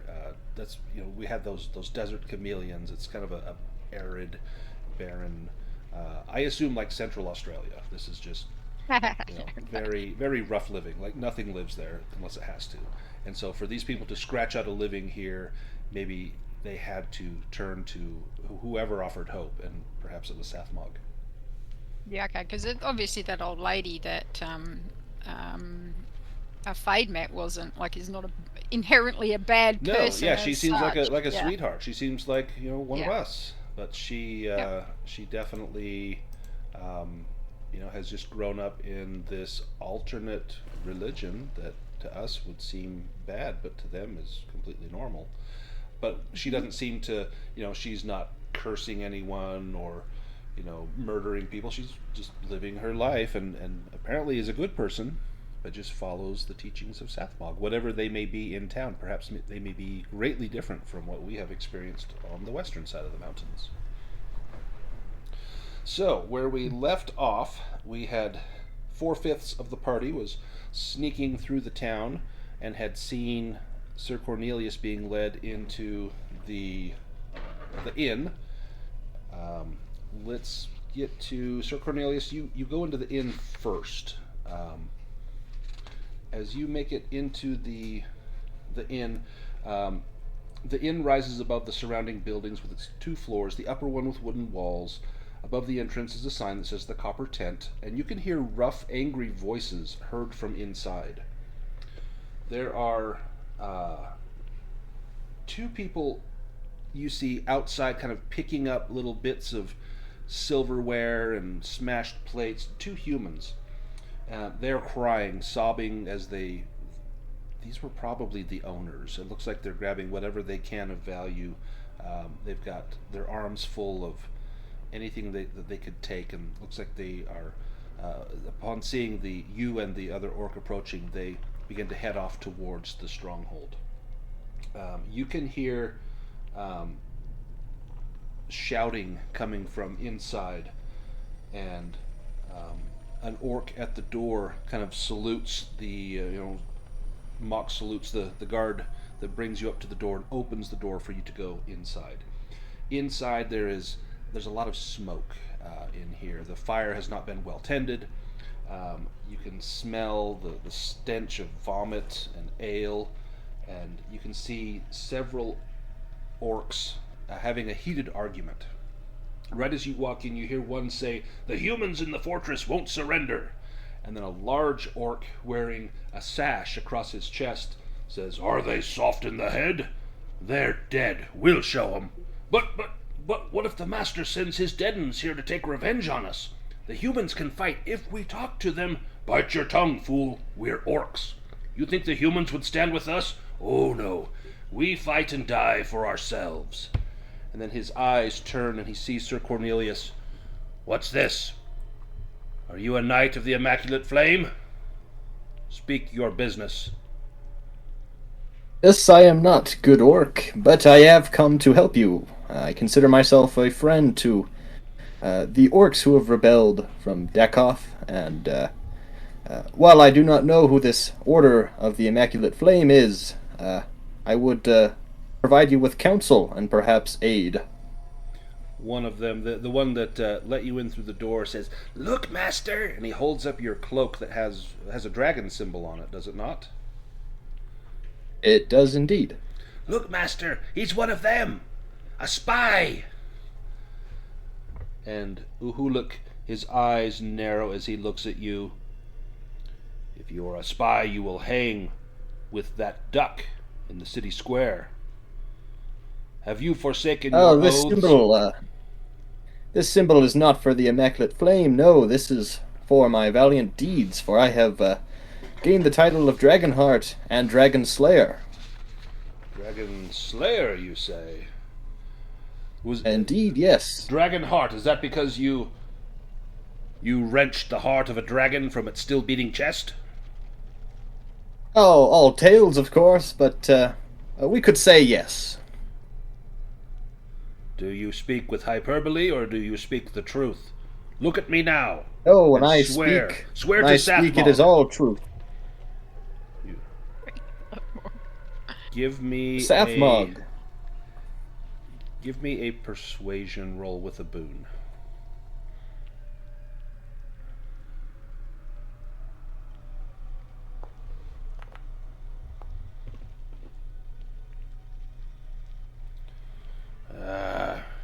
You are a human with honor. I guess some of you are still to be trusted. I can put you to work.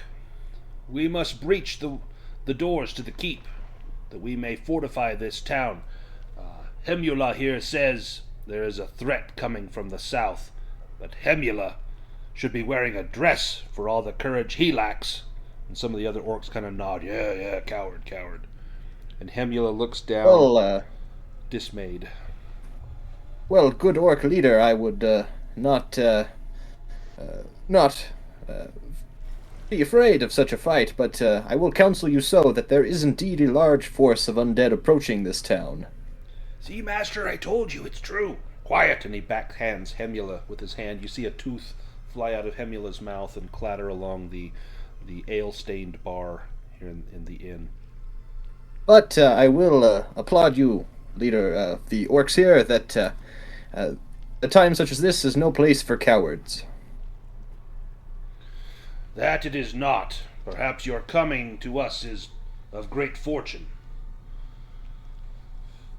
To think that a human would stand with orc is new to me. Hemula here thinks we should ask the people of this town to assist us in their defense.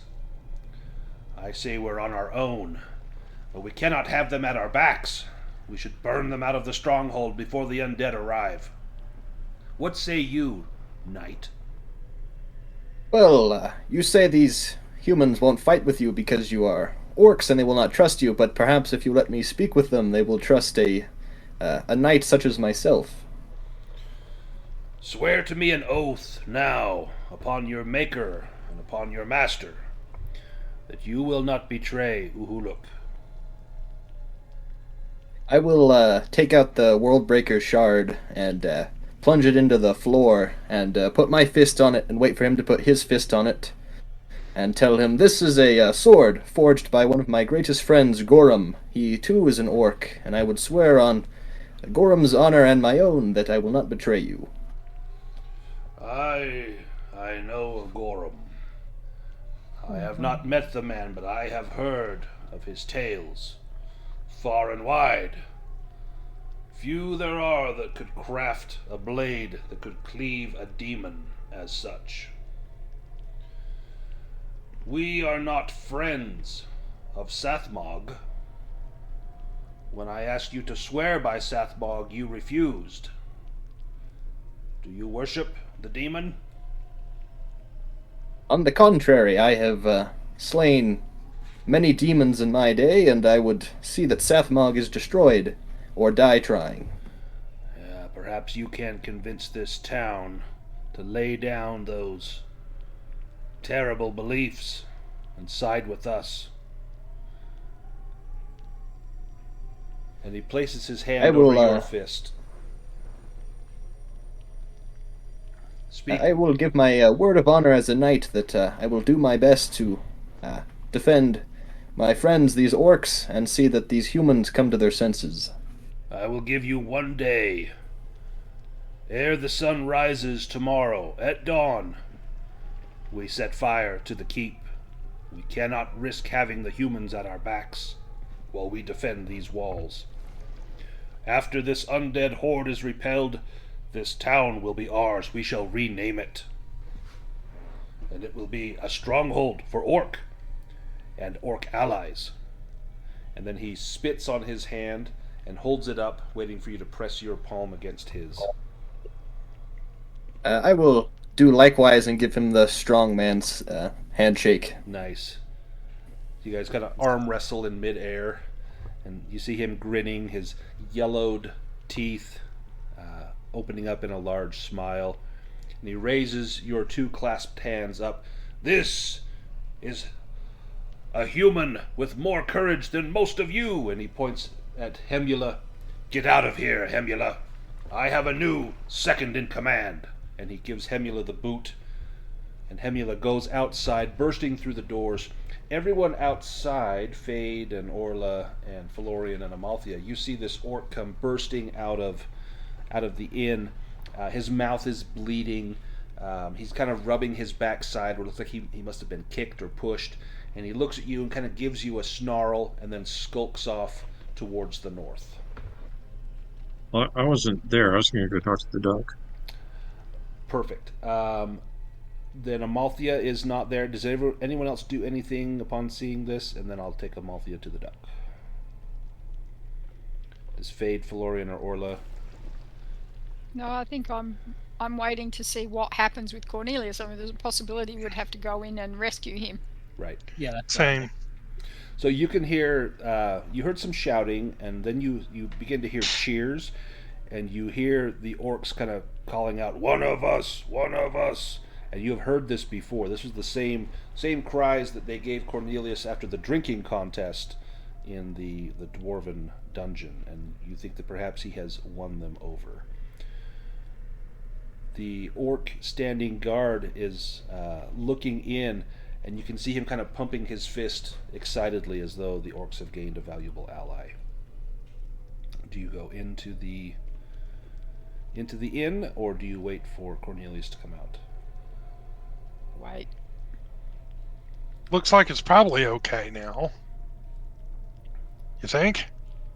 Yeah, I think so. He's done that thing he does again. Yeah. He's got that way about him. We'll go in. The one at the door kind of stands in front of you for a moment. Humans are not welcome here. This is Orc Inn now.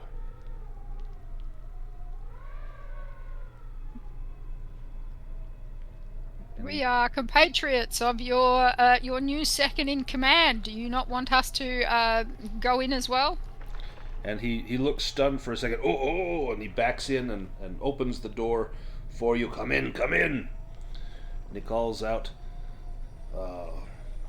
Knight of the Orc Fist, come, your friends are here. And he bids everyone else go into the inn. And you can see Cornelius standing with this orc chieftain, this red sash across his chest. They are clasping hands, arms raised. You see this great sword plunged into the timbers of the floor of the inn, and several orcs are drinking and clapping and cheering and very, very much excited by the turn of events. Cornelius, what do you do? Well, seeing the rest of the party, I will turn to the Orc Chief and say, "Ah, yes, good Orc Chief. These are my friends that have come with me. They will also serve well in the battle that is to come." What skills do they have? That one looks like she can shoot a bow. The others are a bit on the frail side. "Oh, yes, she can shoot a bow, indeed. The other two are, I do not quite understand it, but they dwell with magic, and I know that you have cast off the shackles of Dagoth, and, the one there in the black, that one, he's a necromancer of some repute himself, though I wouldn't Necromancer? trust his cooking. Necromancer, you say? Oh, not to worry. He would see that Dagoth dies, as would I." I do not know if I trust a necromancer after what has transpired. Yes, he gives us all a bad name, friend. It's why I hunt him. Give me a persuasion roll with a bane. You know, it's 97% of the necromancers give the rest of us a bad name. Right? Yeah. You raise one undead person, and this is what happens. Yeah, this is a little awkward. Oof. Ooh, well, got a demon there. Improvement. Yeah. He says, "I am keeping my yellow eye on you," and he kind of squints, and you see one of his bloodshot eyes that's tinged with yellow. I cannot say I trust you, particularly with an army of undead marching upon us. Who's to say you do not command them? I will turn to the Orc Chief at this and say, "Oh, he's not that good a necromancer, good Orc Chief." Yeah. Oh yes. I'm quite a novice in truth. I could only command 3 of them or so, you know. 3. Imagine. Wait till Hemula, give him your dress. Wait till he sees the 2 that you've got. Ooh. Yeah, do you mention that you have 2 waiting in the river? I am kind of keen to get them with me, so I think I might just bring that up. Like, in fact, I could show you. They are orcs, but they're burnt, so maybe they can't tell. Who knows? Just muscly men. Show me what you can do. Well, I mean, it probably doesn't look quite impressive. I don't know what the connection looks like, but I would call them to me from the river. You hear a few gasps of orcs outside, and the door opens up, and these 2 charred black skeletons with little bits of flesh on them. One has a little freshwater crab still clinging to it, trying to pick flesh off of it. They're dragging mud through the inn, and they stand before you, just slowly tottering back and forth, waiting for whatever your next command is. And Uhuluk looks at these, his eyes wide. "I did not think it could be so. I know these 2 orcs. They were weak. They died when that foul thing flew over the village 2 days ago." You are wise to be able to see this through their burns. Yes, that Yes. is exactly true. I found them in the riverbank. I watched them die. They cried out for their mothers when they did. Weak, I say. But perhaps you can be of use. Perhaps you can turn some of the undead against us to be for us. Well, that's exactly it, friend. I can do that for you. Fine. Prove your valor now. Here, drink this. And he slides a mug towards you that has this brackish water. There's a little film of grease on there, and there's a little clump of hair just floating on the top of it. You can give me a potions and poisons roll if you like. That would be helpful. Oh, that's exactly what my potions and poisons is. You know that this is some sort of beverage. This is not poison, but it is very strong. There's a good chance if you drink this that your body may just vomit it right up because it is so strong and pungent, but you know it would not have any lasting harm to you. Do you sip it? Do you chug it? You got it. Yeah, you got to get it all down at once, right? I've already had quite a traumatic day when it comes to, Yeah, it needs more frog. You want to throw it down, give me a constitution roll. And I'm sickly.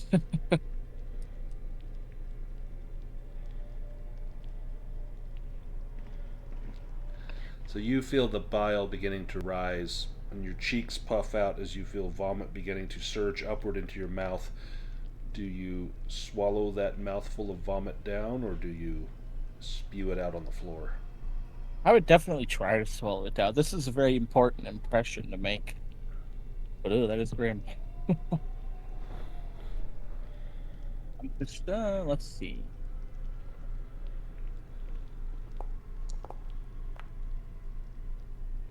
That was quite the gamble. Oh my goodness. You end up throwing up right on Uhulik. Just big mouthful of vomit, and like bits of frog come out and just splatter all across his sash. And he looks down at his sash and looks at you. And he starts to laugh and claps you on the back, and a few more little gurgles of vomit come pouring out of your mouth onto the floor. Everyone's laughing. Sir Cornelius kind of gives you a knowing look like, yeah, I had to keep that down. This is similar to the bilge that he drank in the Dwarven Kingdom. At seeing you not able to handle the orc ale, they know that you could not best them in physical combat, so they don't mind having you nearby. Your weak constitution has saved you. And, that's not why we've got him with us, right? His Right. constitution is not what we value. No. In fact, I ought to give you willpower soon. Is it a d6 every day, or? It's only a d6 when you take it, and then you lose 1 point every day. Okay, that's not as bad. So not too bad. What about Fade and Orla? What about me? Are you doing anything in here? They've not offered you a drink. They seem to welcome your bow, and at no point would they ask you to wear a dress. They recognize that your skill with archery was likely unmatched amongst all of the garrison that's here. No. I'm just sort of sneering at them, but I'd be sneering at anybody I didn't know, so And it's not they personal. actually like that. That's what they would expect. If you had tried to look stern and hadn't tried to look aggressive, they would have thought something was wrong. What about Fade? Fade will look down at his robes, his dress-like robes. Kind of like a dress, just yeah. just kind of shrug and say, "Not everybody can pull it off." It's the new fashion on the western side of the mountains. Yes, I'm going to make it a trend. So, I'm just going to kind of stay back and observe and stay out of Cornelius's way as he paves the way for us. Nice. Let's go to Amalthea. So give me a sneaking roll. You can add a boon onto that, as there's a lot of commotion going on in the inn, and they're unlikely to spot you as you sneak towards the center of town. Oh yeah. When you get to the town square, you see that there are two orcs poking at a fire in a small square at the south end of that bridge. Not far away, there's several wooden cages dangling from a platform. In one of the cages is a prisoner huddled under a cloak, their guttural snores drowning out the noise of the river. These orcs both seem to be warriors. You are able to sneak past them as they are absent-mindedly picking at the fire and not paying attention to what's going on around them. The mallard in the cage immediately snorts, kind of alerting herself, and she looks at you and says, "Help me, please." What's up, Doug? How in a city of orcs and humans fighting one another did you get put into a cage? Why are you there? Oh, it's a long story. Look, It's a long night. look, I'm here seeking something of great value, and others seek it as well. Dakoth seeks it. I must find it before he does, or else the entire world is to be crushed under his thumb. Does it start with an H and end with Heart of Darkness? You know of what I seek. Do you have it? Yeah, Oh no, we've been trying to track it down ourselves. But which faction in town is caging you for seeking it? The orcs.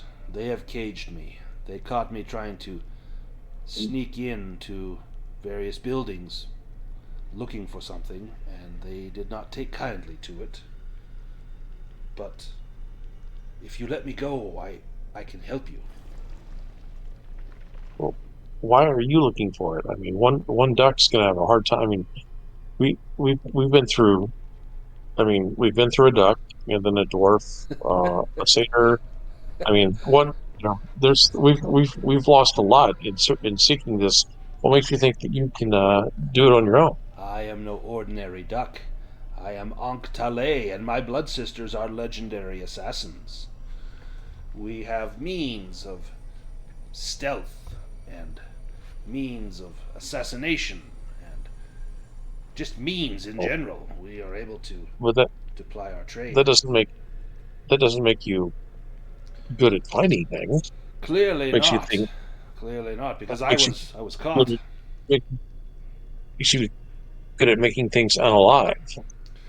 Uh, What can you tell me about your sisterhood? I I'm not too off a bed at slinking around myself. we come from beyond the sea, from lands far away. Tales have reached us from merchants about this heart of darkness that belonged to the demon lord that the very people in this town worship. She spits on the ground. Yeah, that is strange, isn't it? It is. I've never seen such things. Someone, I think the dwarven prince, brought the heart to these lands and used it to corrupt the people. Outwardly, Yeah, they seem fine, but they worship a demon, for crying out loud. that's my working theory too. And I'd like to say that, when people see a leader that is truly evil and dumb as the day is long, that they would turn on him. But I've found that's not always the case. Current Anyway, events in many countries around the world show this to be true. That yes. throughout Can throughout all history, people will follow someone who has no business leading them simply because they say the right things or promise the right things. Now, people are sheep. They are. Um, so what? So can I get an invitation to your sisterhood? Like, I'm certain I could prove myself. Give me Well, like a coin and passphrase, Valor Morgalis or whatever. get me out of this cage, and we can speak on this. I think perhaps we have Huh. room for one. You see, we are skilled at what we do, but ducks can only go so far. We do not walk with cat-like tread. Perhaps you would be better Yes, to help I will, our sisterhood. I will extend one cat's claw. Ooh, this is a tricky, uh, but not tricky enough. No, for a moment there, I didn't think you had the skill, but I see you were just toying with it, like a cat with a mouse. Heh! And she I laughs at her I was humor. just sometimes you got to use a stronger finger. Have you any leads on where this might be, other than do you think it's somewhere here in town?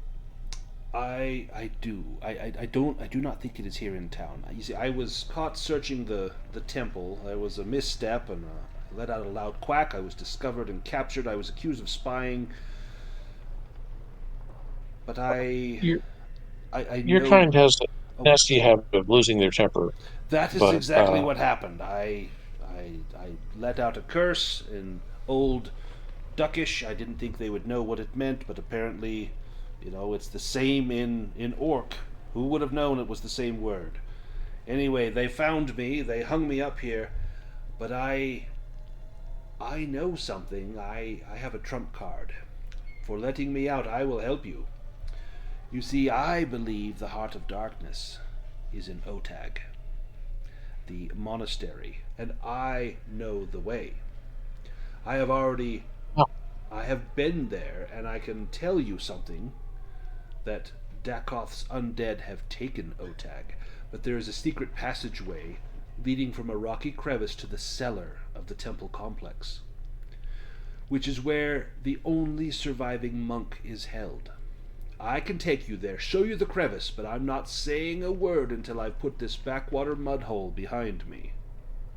Well, I have a number of companions that are around here somewhere.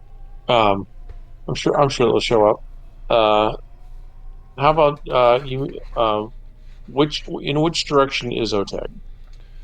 And she licks one of the feathers of her hand and holds it up to catch the wind, and she points to the northeast, that way.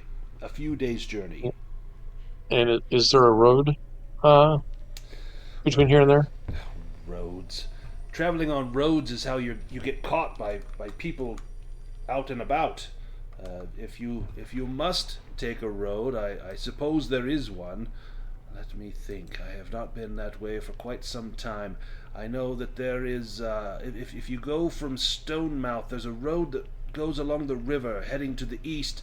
There's a fork that runs north and south. Take the northern fork. It will take you up towards Otag. If you go south, you will go through the Fangforen forest, a most dark and inhospitable place. Yeah.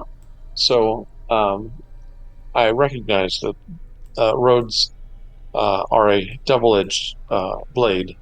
Uh, Perhaps you can go about a day's journey from here on the northern fork and wait 2 days for me to rally my friends and get us going that way. And you can lead us all at that time. I will secure a safe spot. If you travel north, there is a huge stretch of fields. At the edge of the fields, you come near a ravine and a river. I will wait near the ravine, and then we will journey. I will show you the secret path into Otag. There is one monk there that still lives. I think perhaps he knows the location of the Heart of Darkness. I have searched through Otag and have not found it, but I believe it to be hidden. I think the monk knows. Before I could speak to him, I was chased away from there, and so I came here. But I will wait for you. I will see you in 2 days. Do not be late. I won't be late. Are you limber enough to evade capture from these two buffoons? Or would you like a distraction? She points down at a bundle near the cage, and it looks like it's got a little belt with a few daggers in sheaths. Hand me that bundle, and these two will trouble us no longer. I handed it off to her. Hey, by the way, you don't happen to have a spare dagger. I kind of broke mine fighting big lizards. She tosses one of the daggers in the air, flips it around her hands very agilely a few times, and then holds it out to you, handle first, offering it to you. Take this. Much appreciated. She looks Much appreciated. She looks at you and says, I think perhaps if you prove your worth, you will join the Blood Sisters after all. Sounds good. They what are their thoughts on undead things? We are not friends of the undead. The undead are People unnatural. creep you right the hell out, don't they? Oh, exactly. In fact, this land is filled with the undead. Dakoth, he leads them. There are a few here that are more formidable than the last. You would be wise to be wary of them. Appreciate the heads up. You got food in that pack there? That I do not. Can you spare a ration? Yeah, I'll give her a ration and say, see you in a couple days. She takes your furry hand in her feathered hand, gives it a nice firm shake, and then she pauses and she hands you a ring. There's no magic on this ring, but any other blood sister will recognize you. If you find yourself in trouble and one of us are around, show us the ring and we will know that you are owed a favor. And your name was Antonia? Anktale. Let me put it in the chat here. Anktale.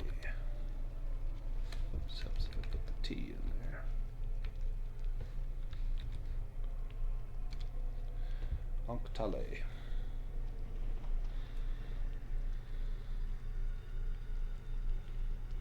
Now, I will get out of this mud hole before I spend another moment smelling these orcs. And she skulks into the shadows and immediately disappears in amongst the buildings in the town. All right. I think creepy guy said something about a tavern, so I'll try to sneak that way. I failed my awareness to see Cornelius being marked that way, but As you get close to the tavern, you can hear a lot of sounds, cheering and happy sounds coming from there. Peering into any of the well, windows, you will see your companions being toasted by all of the orcs in town. They seem to be grateful to have the oh, assistance here. so they're not cheering; they're beating the hell out of them. All No, right, no, I'll unfortunately, no. I'll sneak in and kind of insinuate myself into the crowd without causing too much attention. They're so busy drinking to Cornelius and the other allies that they don't notice you. But Cornelius would notice you coming in. He's ever vigilant and alert and sees you. Cornelius, do you point out Amalthea to the orcs?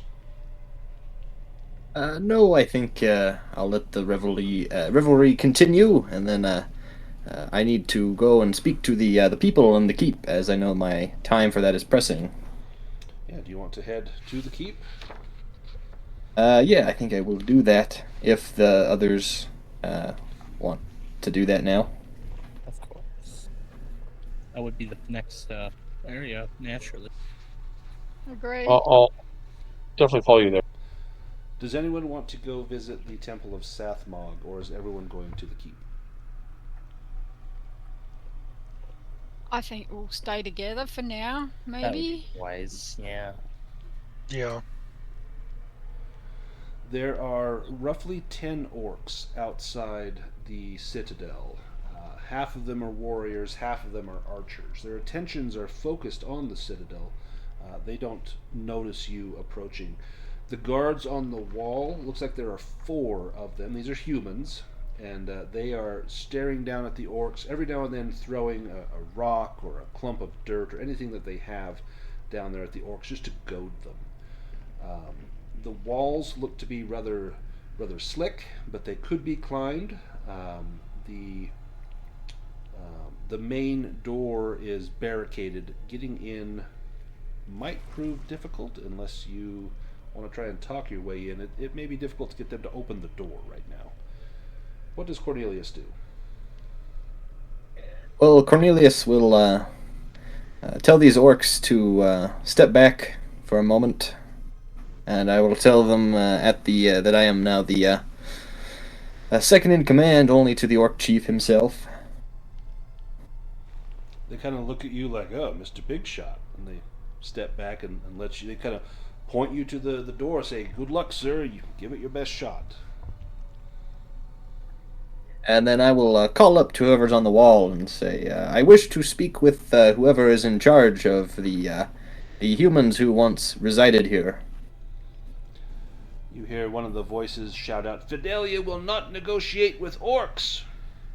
Clearly, you are with the orcs." Well, I am not an orc, I am a knight. But you just said that you are one of the orcs, the second in command. Well, I say many things. Will you not at least hear me? For if you do not, it might mean your destruction. Speak your piece. Well, I would beseech the people in this keep to cast off their worship of Sathmog and join with the orcs here. I have heard that Sathmog is the demon prince of change, is it not? Well, perhaps it is time that you changed, for if you do not, the orcs here plan to burn you out of this fortress. And so it seems you're faced with a very grim decision. You can either open the gates and fight with the orcs, or you can be burned within a day. Give me a persuasion roll with a boon.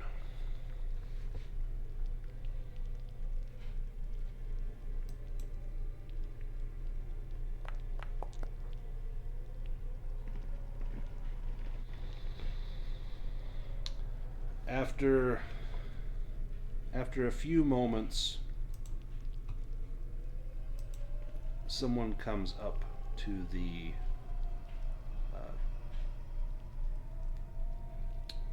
battlements. You see a rather unattractive looking woman. She's wearing a medallion that looks to have that demon's sigil on it, the symbol of Sathmog on the amulet. I am Fidelia, High Priestess of Sathmog. Is it true that you ally with the orcs? It is true that I am a friend of the orcs here, yes. How can you be a friend of these foul creatures that seek to overthrow our town? They worship the evil one, Dakoth, master of the undead. The dead Well, should it stay would in the appear ground that you, where they belong. You have your information wrong. These orcs have rebelled against Dakoth, and I mean to kill both Dakoth and Sathmog, if I can. Kill Sathmog? And you see her face just turning pale. This is worse than the orcs.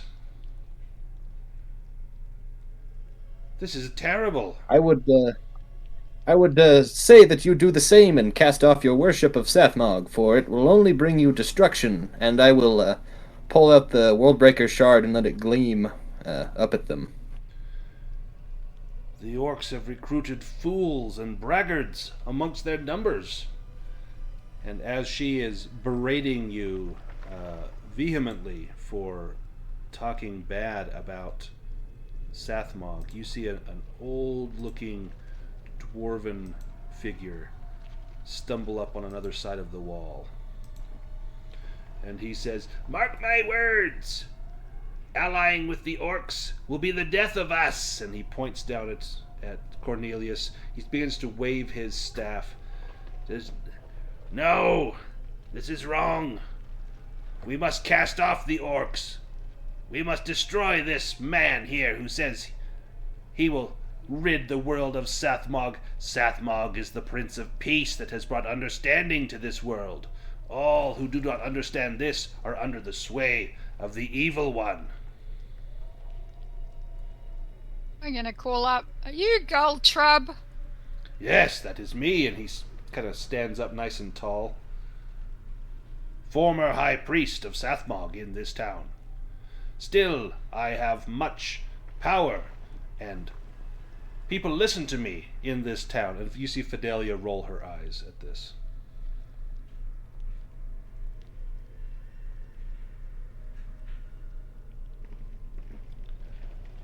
"You should be gone from here. Go and die the coward's death if you would fight with the orcs."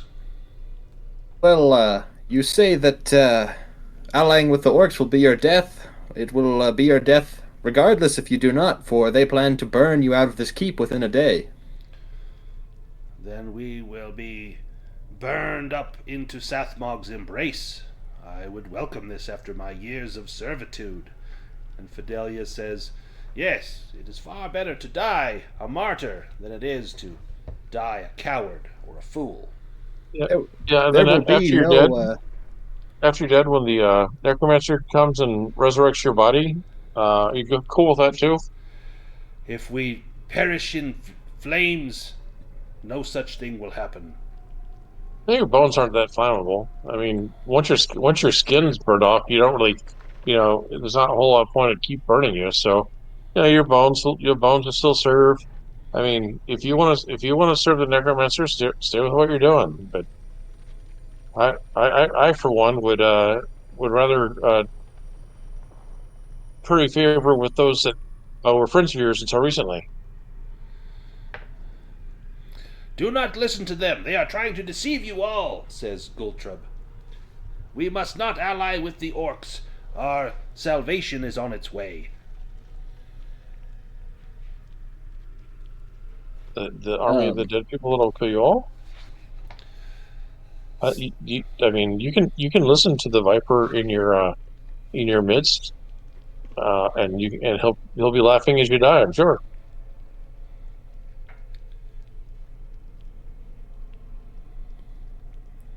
Gultrub waves his hands. Bah! I've no time for this. I must prepare myself for my end. And he skulks down off the battlements. Fidelia points at everyone down at the bottom. You call yourselves humans, yet you have forsaken what it is to be human. I don't. I'm a cat. Well, you, Yeah, not you, and I'm an elf. not the elf, and not the other elf. Okay, and not the wolfkin. Okay, well, you, Cornelius, call yourself human, and that kind of backfired. you call yourself human, but you would let humans perish at the hands of orcs. I cannot believe. Oh, You're I would letting not let humans you perish. But it doesn't work. How would you protect me? I mean, you heard he drinks at orc swill. The orcs like him. You talk to him. You like him. He's human, so that makes him good. And then you guys can figure out how you're going to deal with the army of the undead. I personally don't care. I'm rigging. If this knight will let me baptize him in Sathmog's name in this river, I shall listen to his counsel. I would not do this, but I will tell you this, dwarf, one last word from me, that when you die and you seek the embrace of Sathmog, you will find nothing, for this sword, the Worldbreaker, has already slain many a demons, even the great Maladuke himself, the archdemon, and he will... Sathmog will follow the same sad fate, and will become victim to the Worldbreaker's shard and the valor of Sir Cornelius. And then I'll put my visor down. A couple of orcs. Gultrub goes over and whispers something to Fidelia, and she looks at him and says, "No, no." And he says, "Yes, let them in." And she says, "I shall not open the gates to these. No, it shall not be done." We've got a couple of orcs we'll leave baptized.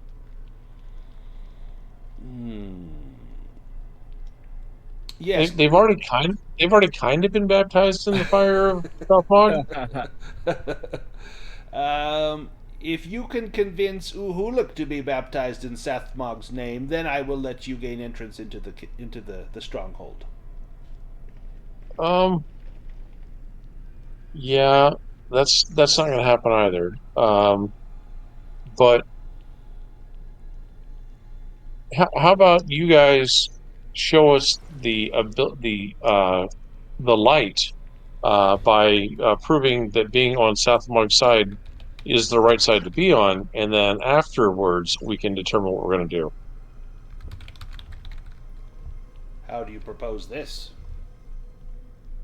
Well, there's a nice big army that you guys can jointly fight, and then afterwards you can show the orcs that the glory of it's because you joined together and Sathmog blessed the combination of your troops, and I'm sure that you'll get a number of converts from there, right? I mean, that's how you get your converts, by showing them the glory of your chosen leader person. You're saying works, not faith. Through the works will they know that Sathmog is the right path. Yep, that'll do it. Perhaps there is wisdom in this. Fidelia looks to be contemplating, and she says, "You all may come in, but no orc shall set foot in this stronghold. Do we have an agreement?" No living orc? What other orcs could there be? You'd be surprised. Do not drag a orc corpse in here, it will stink up the place. It might drag itself in. And it does smell like wet orc right now. Alright, well, if she's going to let us in to talk to her, then I guess what we do. There are more archers appearing on the wall to keep the orcs at bay. Does Cornelius order those orcs to stand down so you can go through the gates? I will ask that they step back while we go into parley with these humans. The doors open, you are ushered inside, and then they quickly close, and you see a huge pair of timbers lowered in brackets to keep the door shut. The citadel currently has about 40 inhabitants. Most of them are human, except for a handful of dwarves. All of them seem to be Sathmog worshippers. They're living in very crowded chambers, and there's a large room in the citadel. So the largest room is the temple hall. It's decorated with figurines of Sathmog, and on the wall there's a large map of the eastern lands. This is where Fidelia meets you for an audience. Now, the map, if someone wants to spend a stretch of time basically copying out a map, they would be able to have access to a map for the rest of the adventure. Does someone want to do that?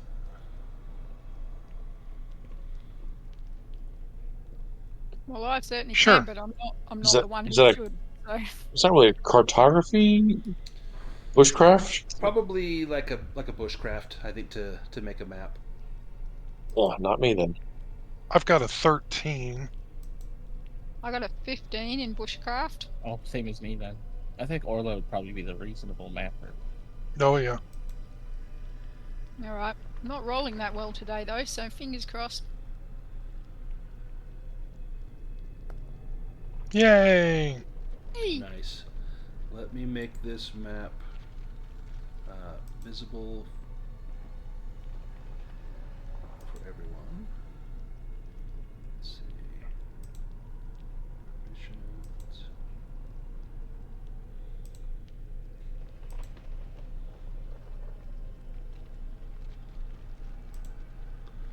Okay, so now if I take us to the map, Ooh, cool. can you see all of it now? Yeah. Good. Oh yeah.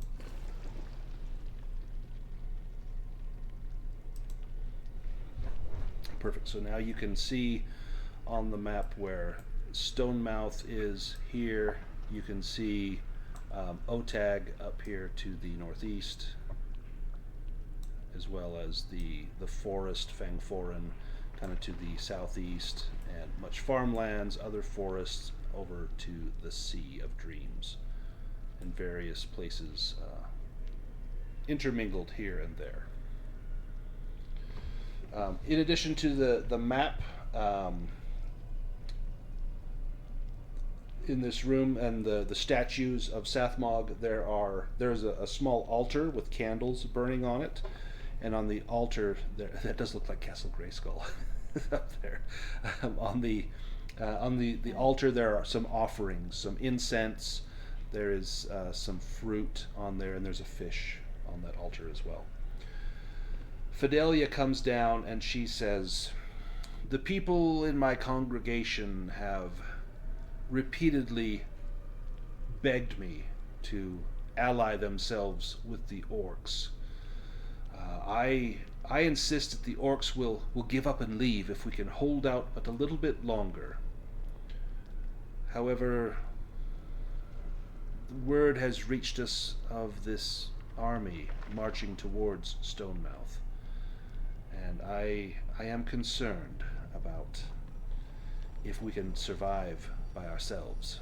We can keep a few orcs out of here, but an army of the undead? I do not know how we will fare against that. Sathmog will do everything he can to save us, but it may be beyond our means." So does Dakoff know that you are still loyal and that you are in the tower? That I do not know. I worry that Dakoff will raise us to the ground because we have not been able to find whatever it is that he has been seeking. I know that exalted Prince Colin brought the Sathmog worship to these lands, and I know that Colin left our village to spread the teachings to the east.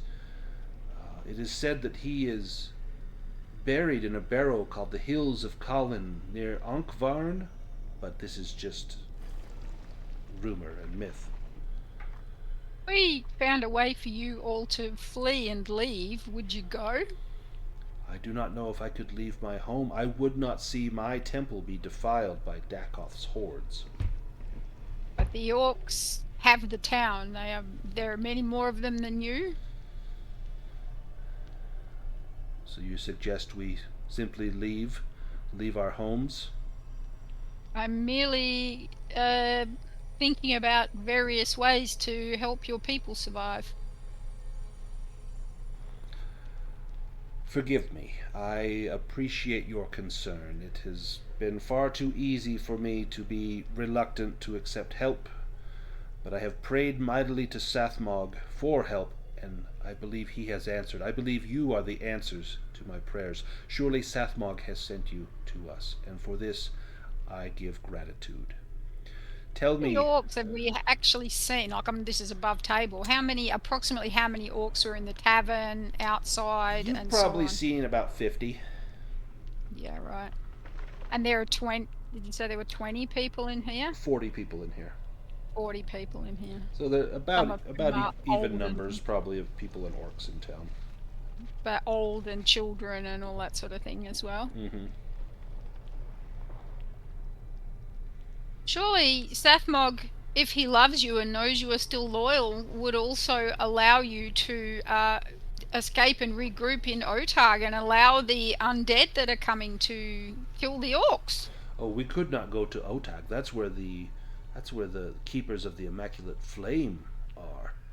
I think we would be better served to head further east, perhaps to Isanor or somewhere else. Otag, we would not be welcome there. Maybe Apologize, I do Brynstead not on the know shore. these lands. Yeah, I do not know these lands. I merely suggest that if we could negotiate to let you flee, perhaps then we can allow the undead to deal with the orcs without the loss of your people. I like this idea. Let us speak more on this, and the two of you begin to talk about the logistics of getting the people out of town, and it could be done in a day if they took only the bare necessities, food, clothing. They could possibly leave today if the orcs would let them go. They would be some that would be reluctant to go, but I think the threat of the undead would be enough to drive them out. I say to Cornelius, they said they didn't want them at their backs. So this would take them away from their backs, so they may perhaps be able to be convinced to allow this. Yes, indeed. Perhaps if they will let their those who cannot fight go, and then those who would wish to defend the town, I'm sure that the orc chief would be glad to have those that would be willing to fight stay. That makes sense. Yes, I think this can be done. And Gultrub stands up. I cannot believe what I'm hearing. This will be the death of us. We should not cooperate with these orcs. And he skulks back to his chambers. Now, Amalthea, No, actually, give me an awareness roll. Sorry, what was that, Tina? I was going to say, we know that he is, in fact, well, we've been told that he is rumoured to have sided with the orcs over the people, so this is all lies that he's telling, but do we want to tell Fidelia that we believe that he is disloyal? Yeah, you definitely get the impression that Gultrub is serving both sides here, that maybe he's got something else going on here, and he's pitting the two sides against one another. And I'm trying to work out whether that's a in our favour to let him stay there, or if we out him to her.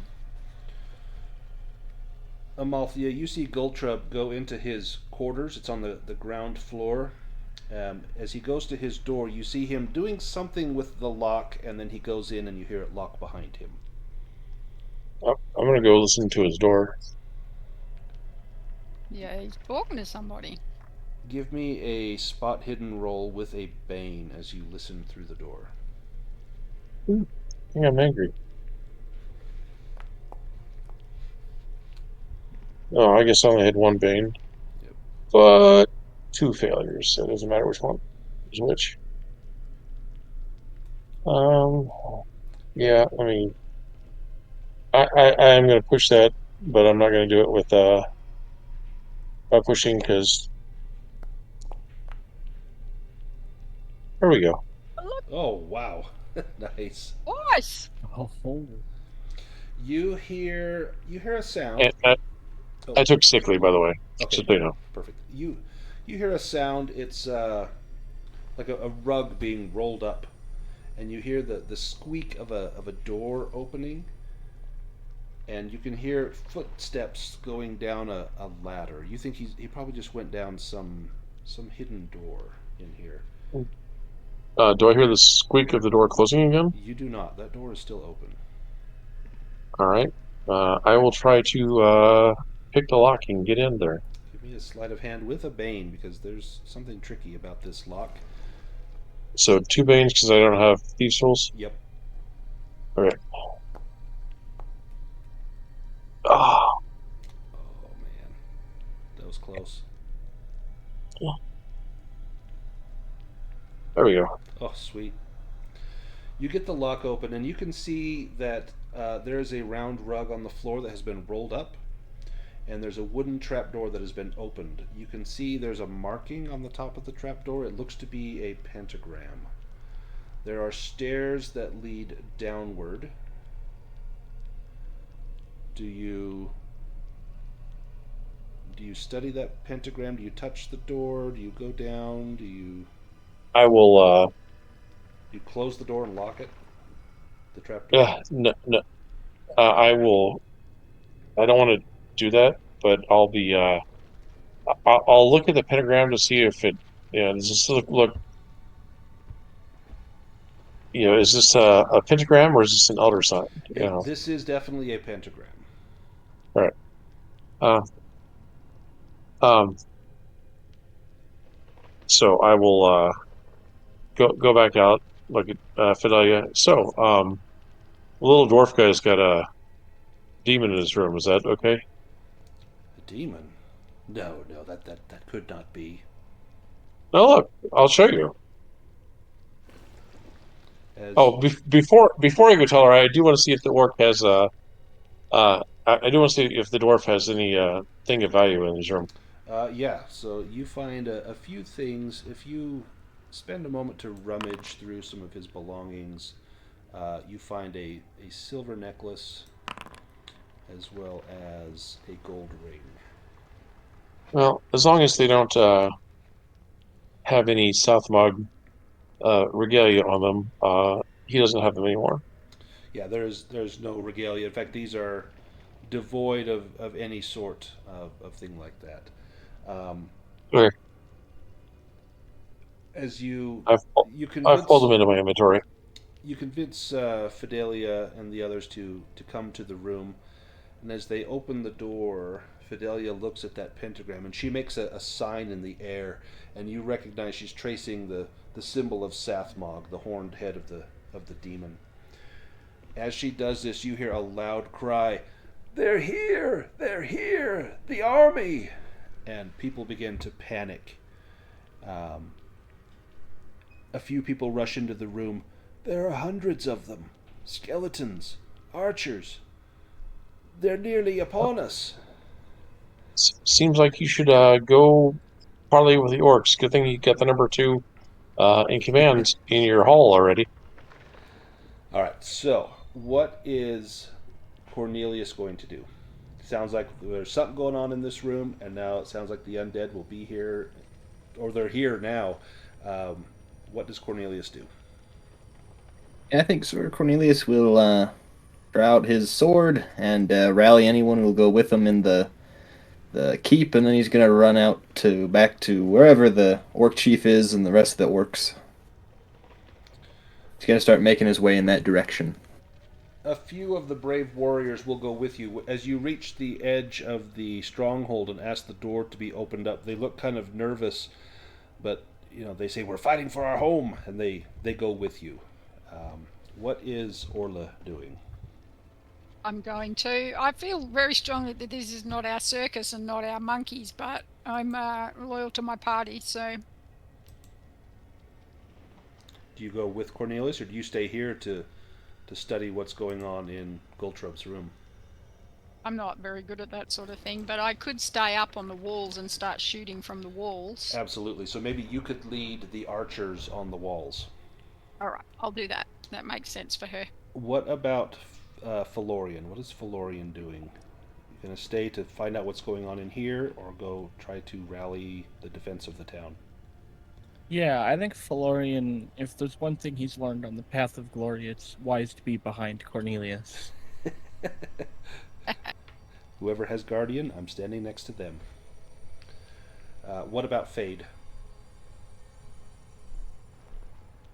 Fade will go up on the walls. With Orla?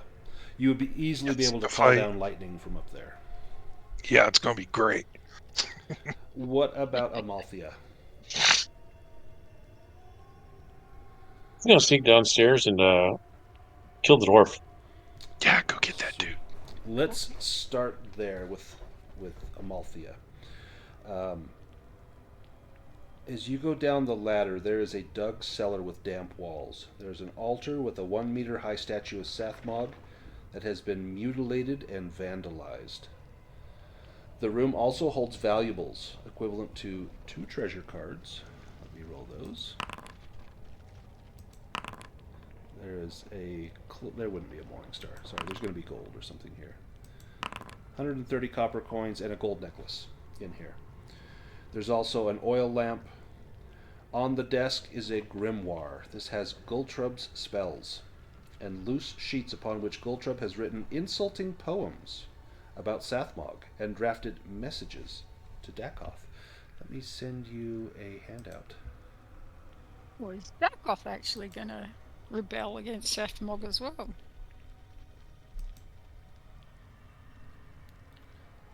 Let's see if this will... You can see that image. And I'll send it to the chat, and we'll do it. Well, this is Gilthorpe's letter. Yep, so this is from Goldtrub, and it says, Dakoth, indomitable conqueror and lord of the eastern lands, treason! The orc chieftain Uhuluk has deserted from your service, and his men have taken Stonemouth, my village. Help me wreak vengeance upon the treacherous rubes who call themselves my neighbors. You get revenge on the orc and I on the villagers. Perfect, isn't it? All I ask is to be next steward of Stonemouth in your service, your arrogant servant, Goldtrub. Do you take his grimoire? I take everything so nailed down. Yeah. Sweet. Let me put that on your character sheet.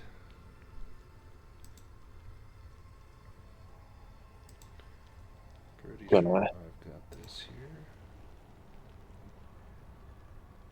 here. Gold necklace. It's starting to get a little weighed down. So that's fine. Okay, maybe... Oh, shoot. I don't see... Okay, I'm not seeing the grimoire. I thought I had it on here. Oh, that's all right. I can't read it anyway. True, true. If I... I'll give it to our finger waggling people. And I'll You go always- over what spells are in it. Let's see. Do I see Gilthorpe anywhere? You do. He is down here, kneeling over a small pentagram on the ground. I'd like to bury a couple daggers in his back. Sweet. Let me pull up a little combat window here.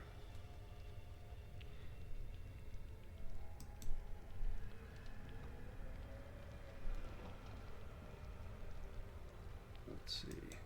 I got a stone battle map here. Let's do this one.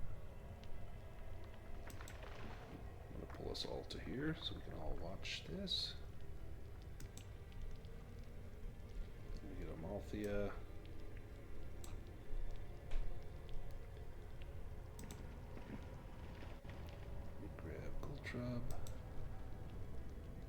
And I cannot do backstab because I don't have no player with me. So And let me pull you into an initiative. You'll get to go first. He is not aware of you. Let's see if it'll let me. Oh, there we go.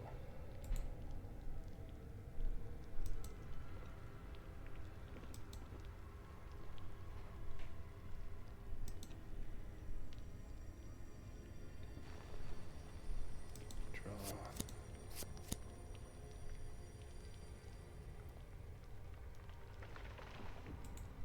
Let's see, let me fix this.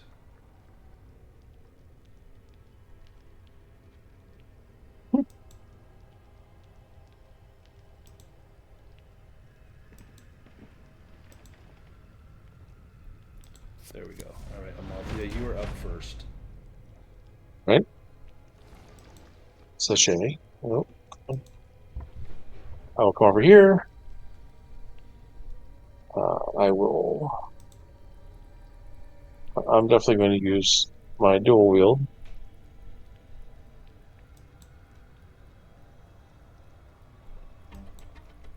Go dagger.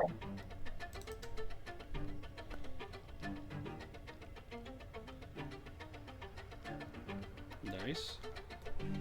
Dagger. Oh, excellent.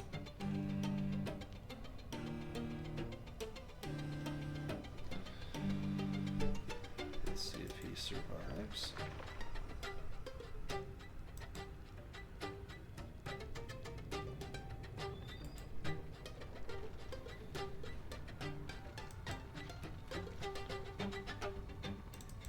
He is badly wounded. He will...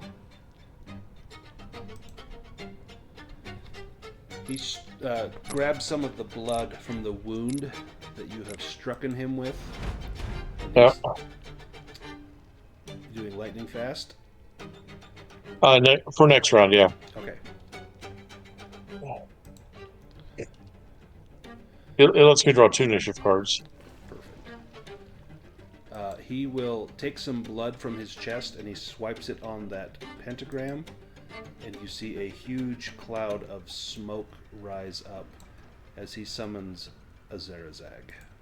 Oh,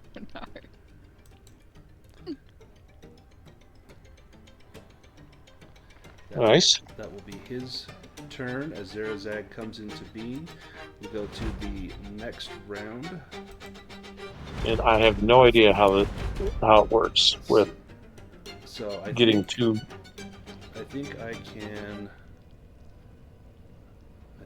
do it from here. I think I can have it draw 2.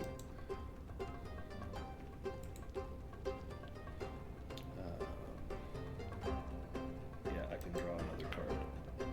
You want the 4 or the 10? I think 4. 4 would be better. A Zerazag.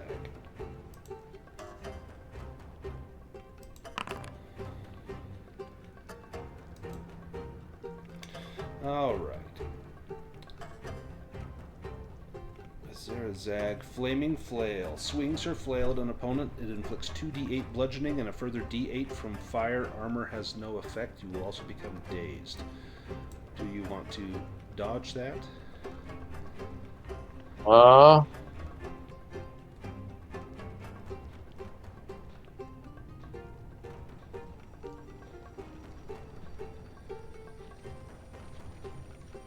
I'm trying to do rough math. How many rounds you can survive? Well, what the odds are that just outright kills me?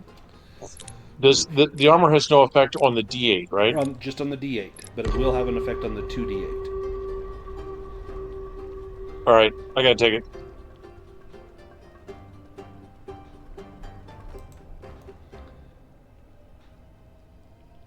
So 5 from the bludgeoning damage, so your armor will reduce that. Take 2 of that. Let's take 2 from there. The fire, which your armor will not reduce. Oh, it's only 1. Nice. All right. The problem is days was the last of the conditions I didn't have. So now you have all the conditions. Yeah, I've got to cover all. And now if you take more conditions, I think you lose 1d6. Is it willpower points? It is. Amalthea's So turn. that means I need to end this quickly. So Gultrub he's bloodied. He's at least half damaged. One more good attack, you can take out Gultrub, and then maybe you run for your life. Well, I'm hoping that by taking out the Summoner. I mean, could be wrong. No.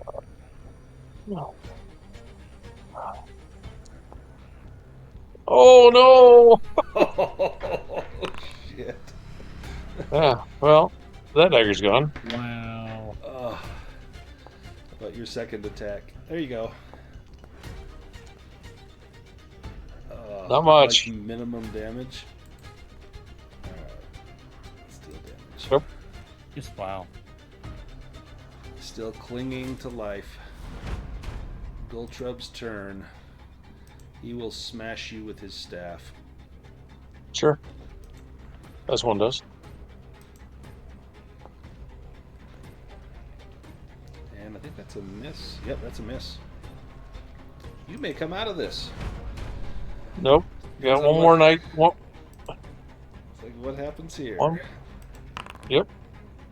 Crushing kick. You'll take 2d6 bludgeoning and flung back the same number of meters and knocked down. Oh, what you got? 8. 1, 2, 3, 4, 5, 6, 7, 8. Still, well, Still knocked down. Yep, knocked down. You got what, 1 hit point? 2. Two. Thanks. Yeah, that's fine. Are you doing the lightning fast again? I am. Okay. I don't know how. I guess I'll just rely on you to Yeah. give me my second. So then let me roll your second. Or let me see what your second card is. So they will ask me to draw another card, and then you choose the 2. And then did that attack fling Amalthea back so she could just get in and get a quick blow on this guy and run? Well, So that she wouldn't have to try and disengage the demon? You can take a 5 or the 8. The 5. Neither one's really going to help you. I'll take the 8. That's fine. That's easier. All right. So yeah, you did get flung. So yeah, if it were your turn, you could possibly run or throw a dagger and run. Zerazak will go next. Well, I'm hoping. What do we got here? Fire breath spews a stream of fire in a cone, 10 meters long, whose width. Are you 5 squares away? 1, 2, 3, 4. From where it was, yeah. Oh yes. Okay. It won't hit you. Of course, it could move. Yeah.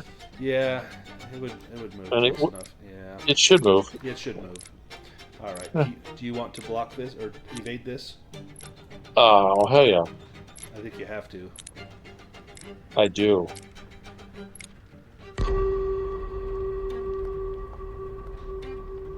No. Oh no. Oh. Alright, let's roll some damage here. 5 damage. Yeah. Could have been worse, but it's enough. Armor's effect, so it doesn't really matter. No. Alright, good. Okay. You are down and dying. Sure. Okay. Let me And none of us even know she's down there, really. end the combat here. Let's go back to what everyone else No, is doing. I'm not dead yet. Oh, you're I'm not dead yet. Oh. No. I'm just dying. Oh, go give me a death save. Well, dipshit's gotta go for it before me. Oh, at seeing you go down, he will go back up the ladder. Zerazag, send this one to the abyss. And Gultrub will climb the ladder, kind of clutching his wounded shoulder. And Zerazag will loom over you, black smoke billowing off the fires of this demon. Now make your death save. Ooh. All right. Well, Wow. Jeez. well, no, I was unable to rally myself. Okay, that was your rally. Got it. Yeah. Give me a death save. You could use Okay. 9 lions. Still good at 20. That is crazy. That's your 6th demon. Some people are cursed. Wow. Can't get a bane or a boon on there. Death save rolls. They spend willpower. Wait.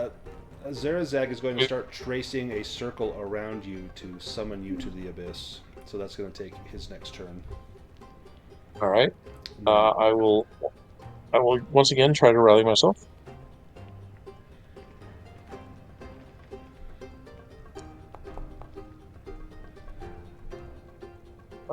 Not quite. Oh, man. Now your death save. Are you going to lose a third character in Path of Glory? Possible. But yeah, I do have something. Description.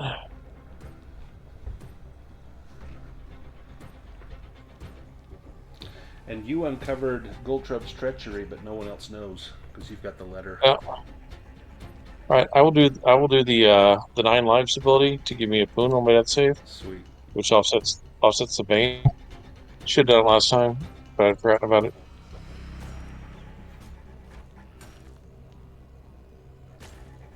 It wouldn't have mattered. Well, I guess it would have stopped me from taking. 2. Yeah, that's fine. All right, so If you want to retroactive that, I would let you, and just have one All right. failed death save instead of a double right all right, then I'll do that just because I need all the help I can get.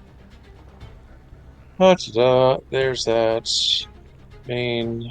Oh well, let's just go ahead and do a con with boon to offset the pain. Nice. It's more to the good. You still Still going. Give me a will roll with a boon as you feel your soul being drawn into the abyss. all right. We'll offset. Offset the bane. Yep. Got nothing to do. You begin to weaken. You will lose willpower. Sure. You lose this much willpower. All right. And then your turn. Got it. Rally. Nice. You are back on your feet. I gotta roll. No, I gotta roll one more d20 because I have one more boon or one more bane to that. Oh, okay. Well, but I don't have 2 more banes to that. Well, let's see which one was first. The one. The one was first. Sweet. Yeah.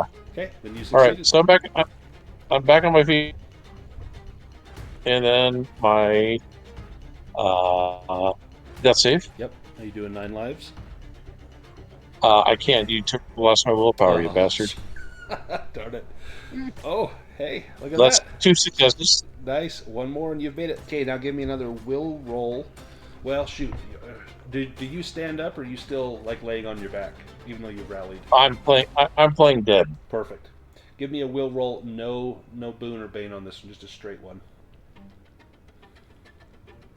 So the bane that I've got because I'm scared is still active. Yep, still there.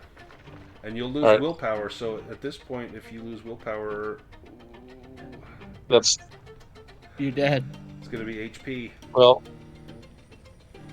The question is, do I have the ability to act before that happens? Yes.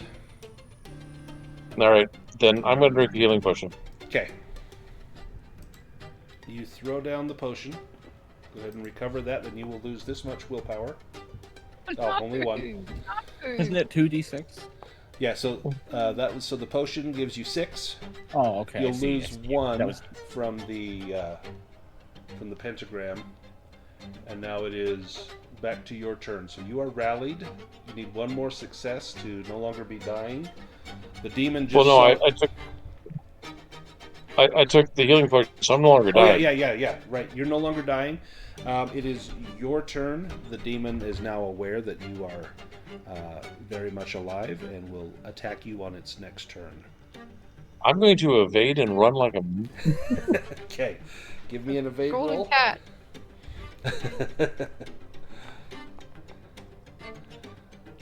16 or 16? Wow. What is your evade? 17?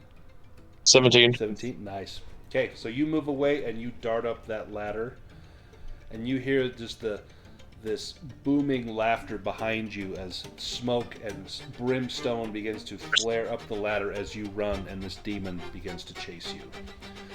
There's a troll in the dungeon. Let's go. As you run down the hall, you see Gultrub. He's stopped and he's trying to bandage his wounds, and he sees you and his mouth just drops open. As you run by, I will give you a chance to hit him. He's got 6 hit points. Yeah, well, I think I've lost another dagger.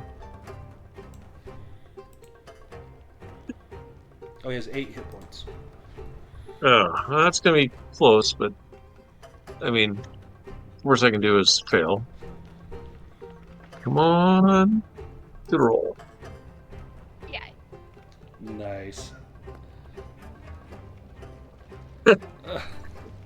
Yeah. You stick him again, and he howls in pain. Traitor! Traitor! And you see a few of the human settlers of Stonemouth come out and see you stabbing Gultrub. And they look at you, they hear what you're calling, they see the demon rising up and coming out of Gultrub's room, and they drop their weapons and flee. At that time, you hear a horn from outside. Everyone outside, this part of the chapter is called the Battle of Stonemouth.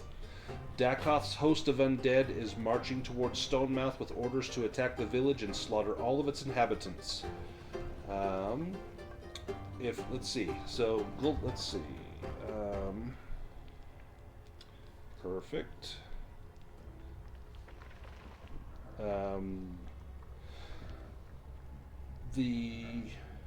Okay, so the way that this works is there are 3 phases to this battle, 3 stages, and a lot of it depends on your mediation between the orcs and the humans.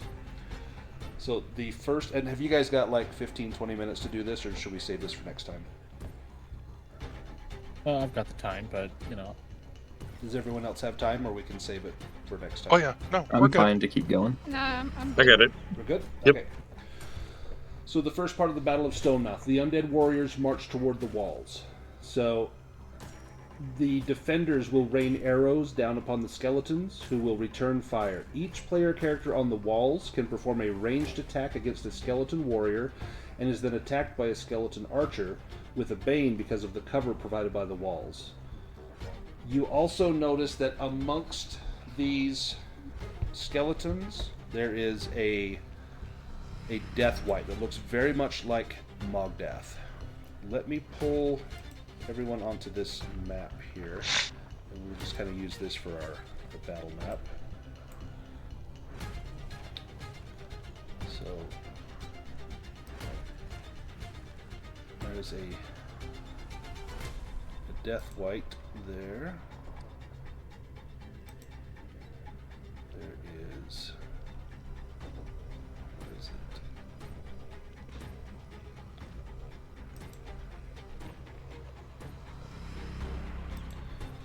There's going to be just a whole ton of skeletons. I'm just going to put a few out here just to denote that there are a lot out here. So you have some targets. But this will go kind of like the Battle of Helm's Deep. There's a whole lot going on, and you guys are involved in just small little skirmishes, but then depending on how that goes, we'll tell how the battle goes. We'll just throw a couple of skeletons out here. Let me get your tokens out here as well.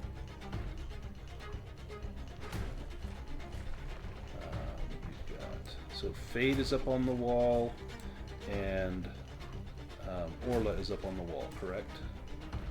Yeah. And then let me put Sir Cornelius over here, along with Phelorian. And then Amalthea is, I'm going to put you kind of in the middle. You're still inside the keep. So the top right section is going to be up on the walls. The left-hand section will be in the main keep, and then the bottom section will be the castle. Yeah, if you want to. As I was running out towards this battle, I would like to get one of the orcs to come over to me and request that they find me a horse. I'm sure there must be some horse in this farm town, something to pull the plows, anything will do. They do indeed have a horse, and they will provide you with one. And Uhuluk gets on a horse as well, and he says, "Let this be the hour which we draw swords together." Not copyrighted at all from a movie. And he Yes. holds out his sword and holds it out so you can clang it with yours. I will pull out my lance, and I will say, "Yes, fell deeds awake, now for wrath, now for ruin, and the red dawn." And he says, I just got chills. And then you both ride into battle. So let's go onto the wall. So each player character on the walls can perform a ranged attack against a skeleton warrior, and will then be attacked by a skeleton archer. So the skeleton warriors are in the front. So we'll start with Fade. You can make a ranged attack. You can also fire at Mirlith, the Death White, if you like. I am going to target the leader, and we're going to go with Purge. Sweet. And I'm going all in. Sweet. Thank God it Nice. hit. That was like on an 18, on a 15. Oh, Ooh, wow. okay.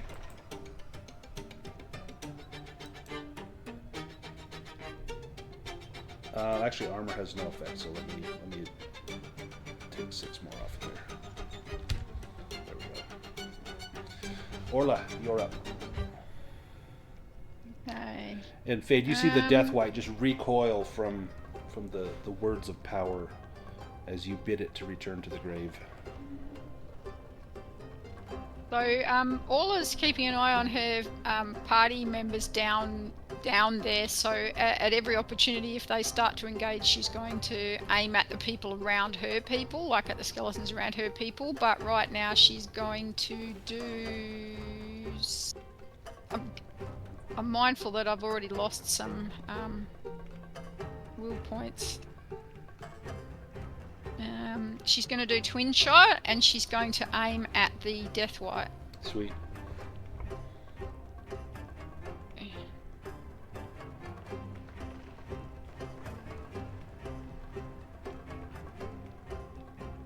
Got to do it with the nice. Bane. Yeah, roll one more. I forgot to do it with the And- Bane. Shoot. Hopefully you get another 1 or a 2. It'll be a critical. Oh, Oh, and it's with the Bane. Yeah. Boy, the dice hate us today.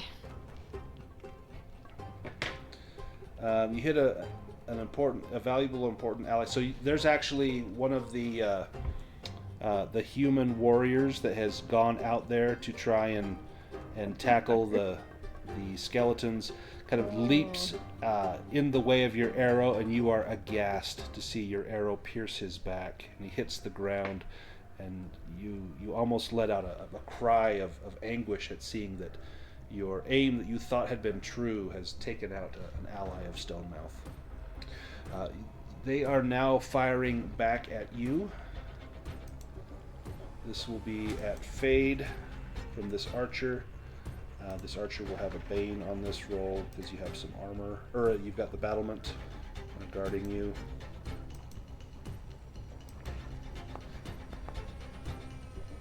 Oh, nice. wow. No way. Yeah, he ends up just destroying his weapon trying to hit you. Another one will fire at Orla with a Bane.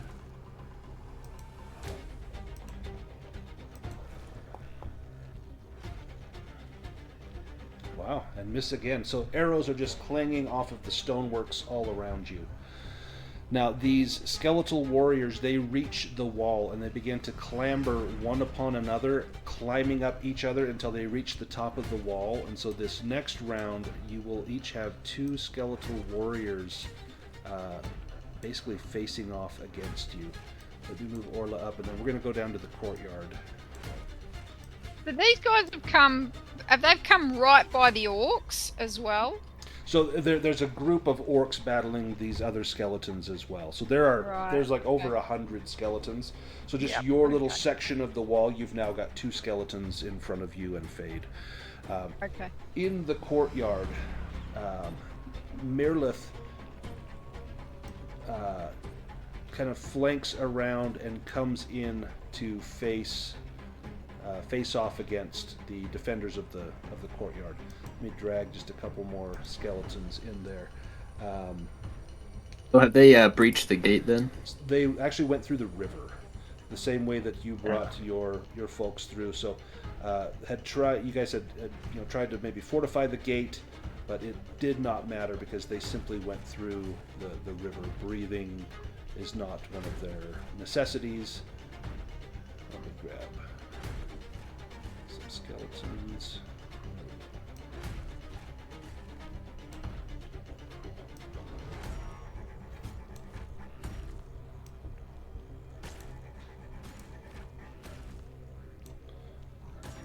Skeletons with spears. Okay, and we will do Sir Cornelius first. So Uhuluk, he charges straight at the line. You see him just cleaving through skeletons, trying to cut a path to Mirlith, saying, "We have to cut the head off the snake." So Cornelius, you are on your horse. What do you do? Could I ride my horse and maybe jump over the line and skewer the Death White? Yeah, give me a riding roll to do that.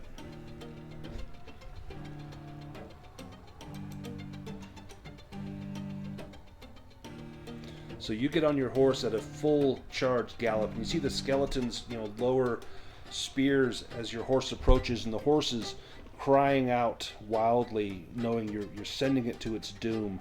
But you begin to climb up on the saddle with your feet underneath you in a crouch, and as it reaches the spear line, you leap across, clearing the front row of skeletons, bowling a few over, and find yourself on the other side of the line, squaring off against the Death White. That's going to be your action to do that movement and that maneuver. What about Phelorian? Yeah, I mean, he is a master spellcaster. I suppose he would put that to good use. Would it be too obvious to use control undead? Nope, not at all. Oh, which I just did because I control clicked it, but... Did you want to do it at power level 1? Oh, yeah, I probably would have done 3. Okay. Then go ahead and just reduce take the willpower? Yeah, just reduce the willpower. And so they keep the high.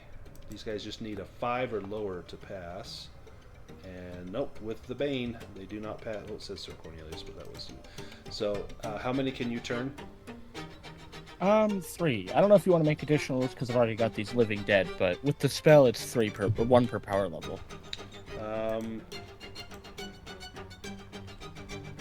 I think, given the nature of the battle, I mean, there's hundreds of them, but you get 3 of these to begin battling against their own allies, and they turn and start hewing into some of the skeletons, and that opens up a path to where you can see the battle going between Cornelius and the Death White. The Death White will attack Cornelius.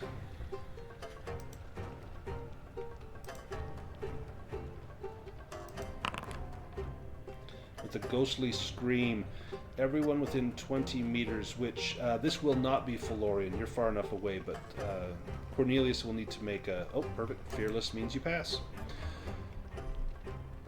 Phelorian, you get one of these things comes up towards you. Do you want to have one of your living dead kind of get in the way to protect you, or do you want to take the attack and then let your living dead go after more skeletons? That's the perfect thing about having 2, is I can have like a bodyguard and send one off to do my bidding.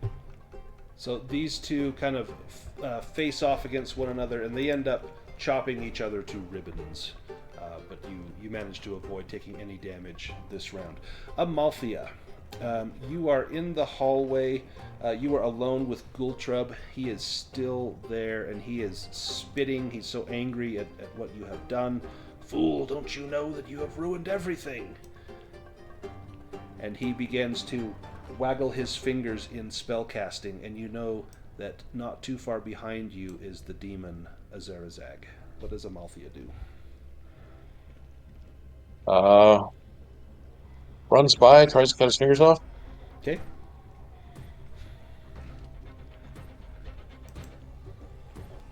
He's down to 5 hit points. Yeah, well, I'm down to praying this works. Oh, look at that. Okay. Tell me how you kill Gultrub. I seriously run by and cut his hand off, and then immediately hide it. So Phelorian can't use it. Yeah. And is the demon still chasing me? Let me make a roll.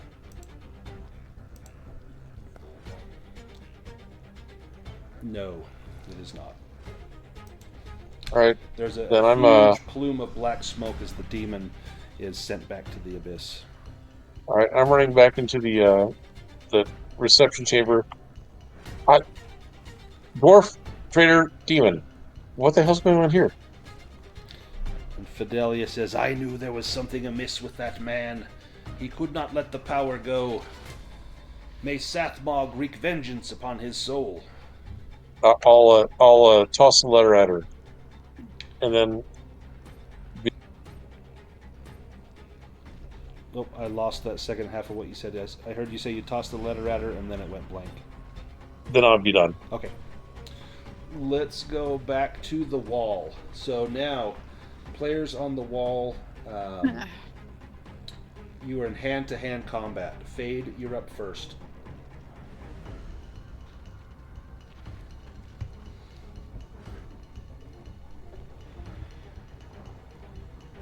I am going to go with lightning flash. Okay. On this jerk right here. There's a chance that will hit you. Oh, I was thinking that it would hit the other guy. Well, hopefully. We'll go make for a it. roll. Yeah.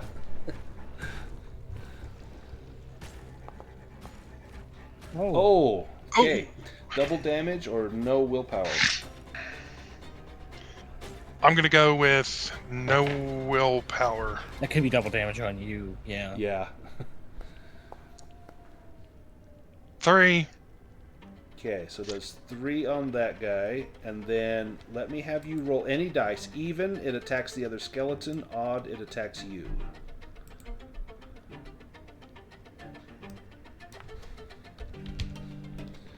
Ooh. Okay. Okay, and then what's the damage on that? Is it 1d4 or 1d6? 2d4. Okay. 6 on you. Oof. All right, Orla. Now Orla is actually wielding Tephalus's dagger again at the moment, Okay. right? So you get a don't boon have to attack undead.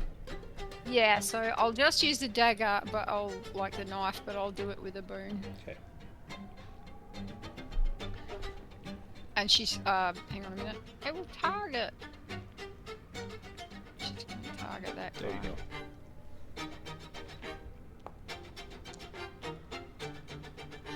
Oh, nice. Nah. See, now we're rolling might- dragons. See, Do you want to do a free attack? I probably won't. Well, I was gonna say a free attack might be really handy, but it all depends if I manage to kill one or not. And these guys do have armor. The armor is 2 points of armor. Yeah. I think I might just go for the double weapon damage and take one out. 11. And I think that is enough. Yes, that's enough. Okay.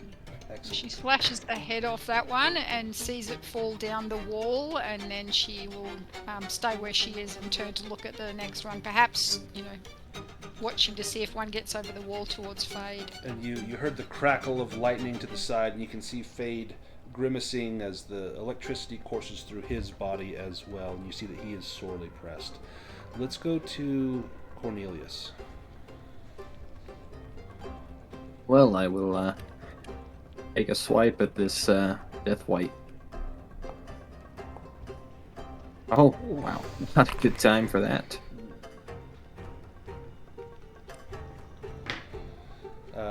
Yep, Retribution gets stuck in, there's maybe a body on the ground. It gets wedged in the armor plating of the orc that has fallen down there. And your sword gets stuck. You still have your shield you could parry with or bash with on your turn. What about Phelorian?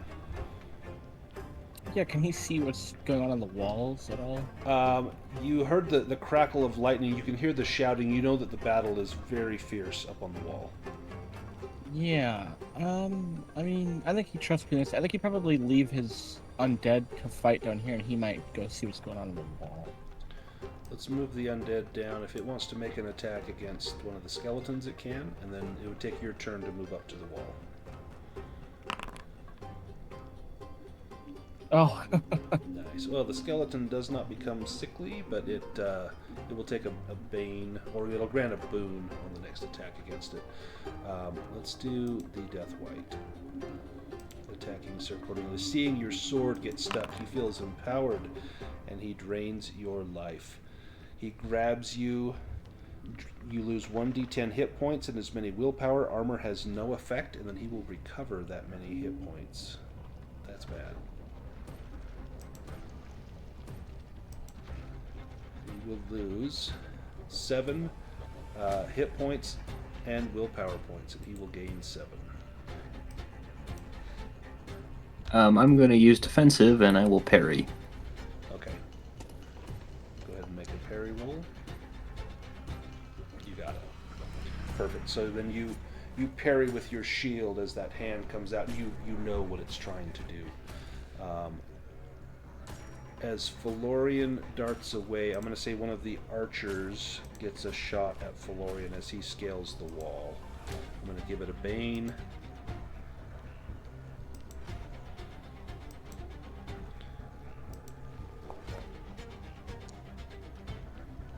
Oh, jeez. Oh, yeah, he's pretty good. At least it wasn't a dragon. We got a deadeye here. Oh, you take 5 damage from the crossbow to Phelorian.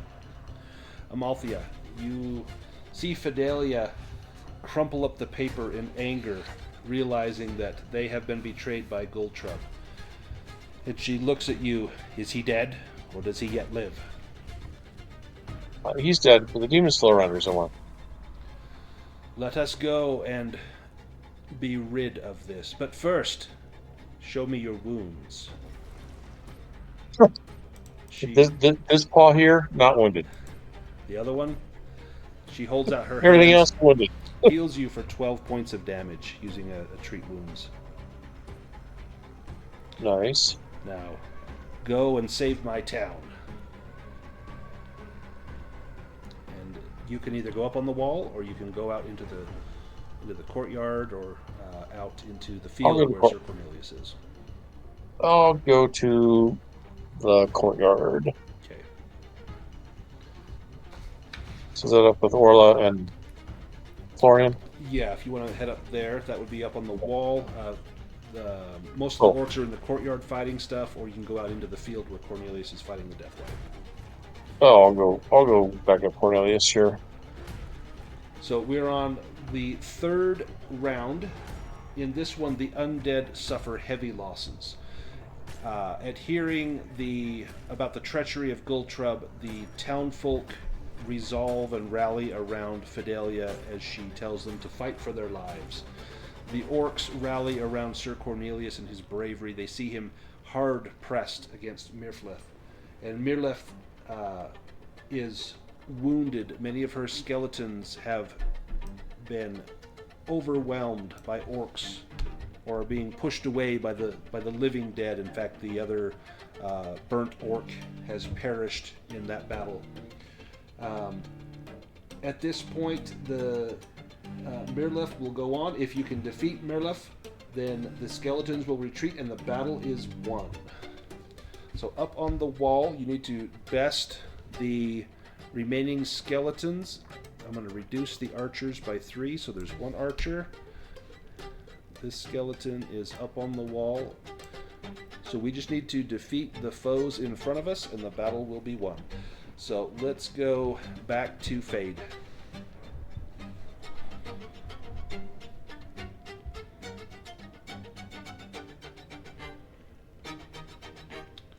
Nice. Oh, there we go.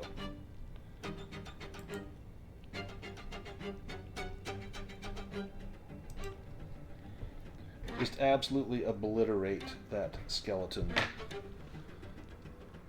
We go to Orla. Orla, seeing that Fate's holding his own and knowing that Phelorian is beside her, will turn and target this guy. I don't know if it's still targeting the one I killed, so If you with do Tephalus, the Alt dagger. and then click, it may retarget the other one. Okay. I don't have. Oh, you don't have Alt? No, I'm using it back. Okay, so there we go. Okay, got him. Alright, so that's with a boon for my knife. Is the damage still 8 of damage? I believe it's the same damage. I think you just get a boon. Alright, I don't have a couple of daggers to look at. Nice. Go ahead and roll damage. Oh, good one. Nice. So this is this one on Phelorian. Yeah, that's the one. Oh, it didn't target. That's okay. It's enough to take him out. So let me delete him as you finish that one. And then Phelorian, your turn. Okay. Get these dead ones off of here.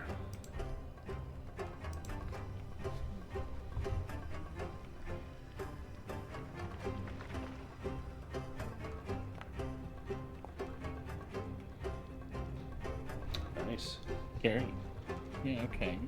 So this one just below me. So he needs to beat a 5. He does not.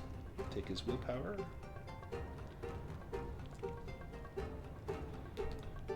Nice. You gain 10 willpower. I took 4 and I would give 6 to Orla. Thank you so much. I've not forgotten the burden you bear. Let's go to Cornelius. If you want to pick up Retribution, that will take your turn. You can bash with your shield. You can drop your shield and draw out Worldbreaker. Yeah, I'm going to drop my shield and take out the Worldbreaker and slash him with Do you that. want me to go first, Cornelius? Yeah, because Amalthea can do a sneak attack here. Yeah, if Amalthea wants to do that, that's No, she good. can. Oh, you have. Amalthea has no willpower at all. Oh yeah, no willpower. Yeah, you got drained. All right, I'm gonna try and topple him. Nice. So he has to make an evade roll. Yes. Well, that targeted Sir Cornelius, but that will be. Okay. And he succeeds, so he does not topple. He staggers a little bit, but he does not fall over. Oh, bummer. Okay. Nice try. Go for it. Good try. Yeah, you just need to get on your hands and knees behind him, and then Cornelius can just push him over. Nice. So with Worldbreaker, roll damage.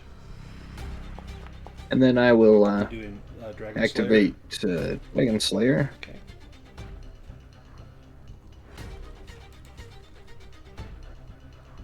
That's not a 1. So 14 slashing damage. We add 2 to that.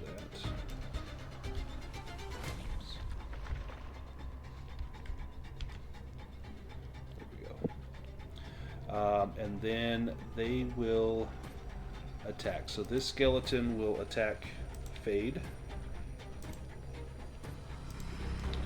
Go for it. with a short sword. And that is a miss. This one will attack Phelorian.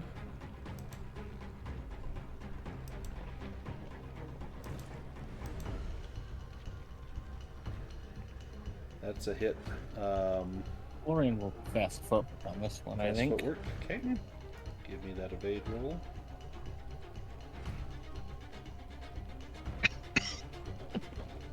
Ah, I Nice. matched.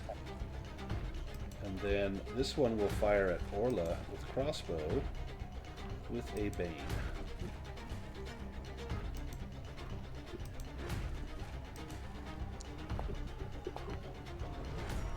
Fast Fast footwork. footwork. Okay.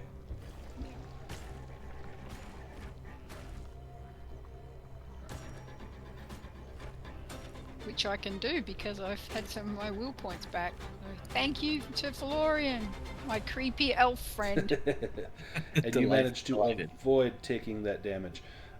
Even, Cornelius, odd, Amalthea.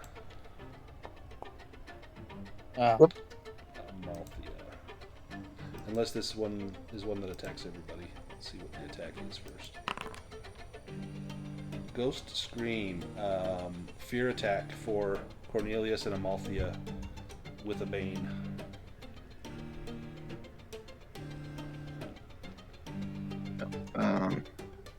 Aren't you fearless? There we go. Oh. Oof. If you take a condition, I think you have all the conditions, you'll take damage. Yep. Wild Panic. Ooh, in a fit of utter panic, you flee the scene as fast as you can. On your next turn, you must dash away from the source of your fear. Make another will roll on each subsequent turn. Well, Yep. Cornelius, you're on your own. Let's go to Fade. Okay, last one. Let's see. Gonna purge.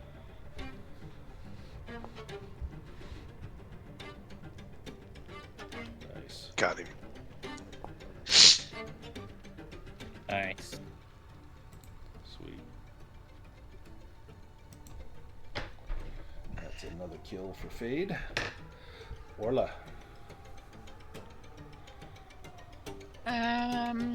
Can I just squeeze past Phelorian on the wall and Yep. target this guy? Sure can. Okay. Through the boon because I'm using Tephalus's dagger. Oh, look at all the hands. Yeah, I was lagging. Sorry, I Hands realized I chopped forgot to- everywhere. Yeah, and then I was like, well, I'll put one in, it just didn't work. So, of course, I tried again like 3 more times. Because you do. It doesn't naturally. work the first time, just keep trying. Ooh, 13 points damage. Is that enough?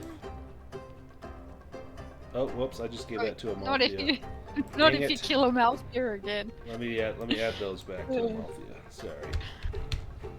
That's it. I got it. Okay. Yes, that is enough to wipe out that skeleton. Excellent. So we're free on the wall. There's just the one archer down there. Let's go to Cornelius. Yeah, I'll take another slash. Ugh, barely. Barely. You use Dragon Slayer. No, I will save those willpower. Amalthea, you need to run. Give me an evade roll as Merlith gets an attack on you, otherwise.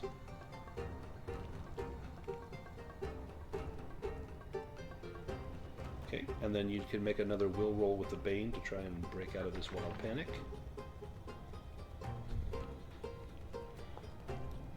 Ooh, No, I'm pretty good with panic. wow. That's 7 demons. My goodness. Let's go. Let's see. Bad guys. We'll do 1, 2 Fade, 3, 4 Phelorian, 5, 6 Orla for this archer. Phelorian, of course. Yeah, naturally, yes. He's got a target on his Oh. back. Yeah. I probably would fast footwork. I don't want to die. Oh, never maybe mind. not. It missed. Uh-huh. And then Mirleth will attack Cornelius. It just did that one, so it has to do a different one. Domination. Through a spell, the Deathwight temporarily takes control of a victim. If it fails a will roll with a Bane, they must immediately perform a movement and an action of the GM's choosing. The victim also loses their turn in the round if it is not already passed. Do you want to evade this? Didn't it do it didn't do life drain on the last attack, did it? I think it Pretty sure did, it and used you... because that you was the one that dodged it. scared Amalthea. Because I thought you had dodged it. Let me just scroll. Or do you Last just mean attack. like its last 2 attacks? Oh yeah, so last time it did the ghost scream. So yeah, this time it would be the life drain. So do you want to block the life drain? No. So D10 hit points and willpower. Armor has no effect. Let's see how much it will be. Doesn't mean he gets hit points back. Oh, only 2. 2 hit points, 2 willpower points. Okay, Fade, your turn. I'm going to run down the wall here to get in within range. Yep, I'll say you can make a movement, and then you can see Cornelius out there fighting the Deathwight. How do I get this thing to stop measuring? And all around the two are the bodies of orcs, humans, and skeletons. Okay, I'm going to run up there within range, and I'm going to cast Purge, but I'm going to have to use some hit Oh, points. sweet. So, what dice do you want to roll to generate hit points? I'm going to go ahead and roll a dice 6. Okay, go ahead and roll that.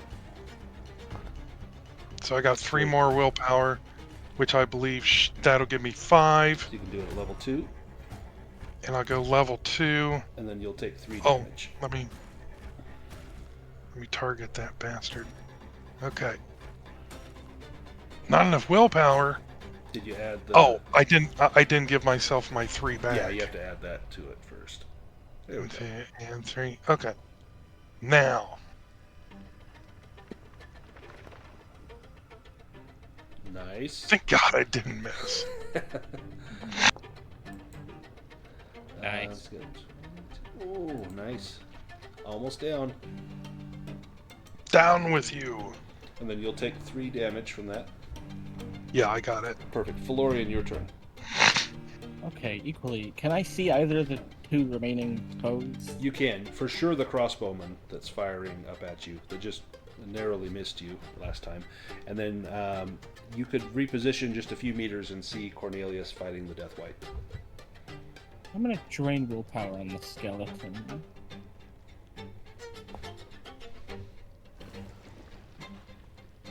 Ooh, that was a gamble. Yes. That's Okay. level 3. Keep the high. Just has to beat a 5 in order to avoid this. Nope. 7. Oh, okay. Go ahead and drain. Oh, look at that. Okay, Nice, I'm gonna 15. take... Yeah, I'll take 9 of that. Because I have nothing left. That was a gamble. Yeah, that was your last attempt there. And then 6 to Fade. Yeah, that sounds like a good idea. That's all of Or it, right? Cornelius is out as well. I don't know how Oh, far. true. your I don't know. I range mean, yeah, goes. there's no rules about well, there might be a range on it, actually. I think as long as you can see them. Most of my spells have a range of 15, but Drain Willpower is blank. Yeah, I think as long as you can see the target. Anyways, I wanted to do Master Spellcaster, and then... Do it I don't again. know. I guess the battle's pretty well over. Yeah, you can't actually recast the same spell. I was Oh, right. actually gonna raise dead, but I don't know if there's a point now.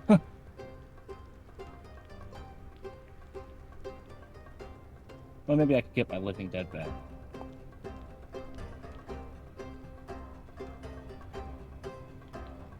So we're humans, right? What a great way to make friends. That pulls up 2 more living dead that come to your call. As they begin to rise up, you see Mr. Bones and Bone Buddy come up. Orla, your turn. Okay. Wind shot. I'm gonna target the white.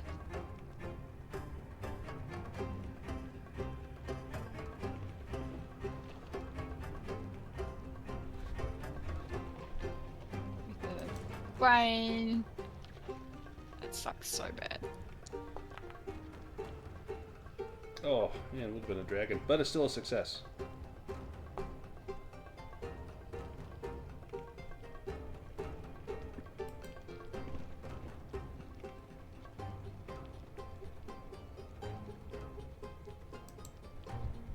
And the Death White falls. Oh, sorry, buddy. That was really your kill.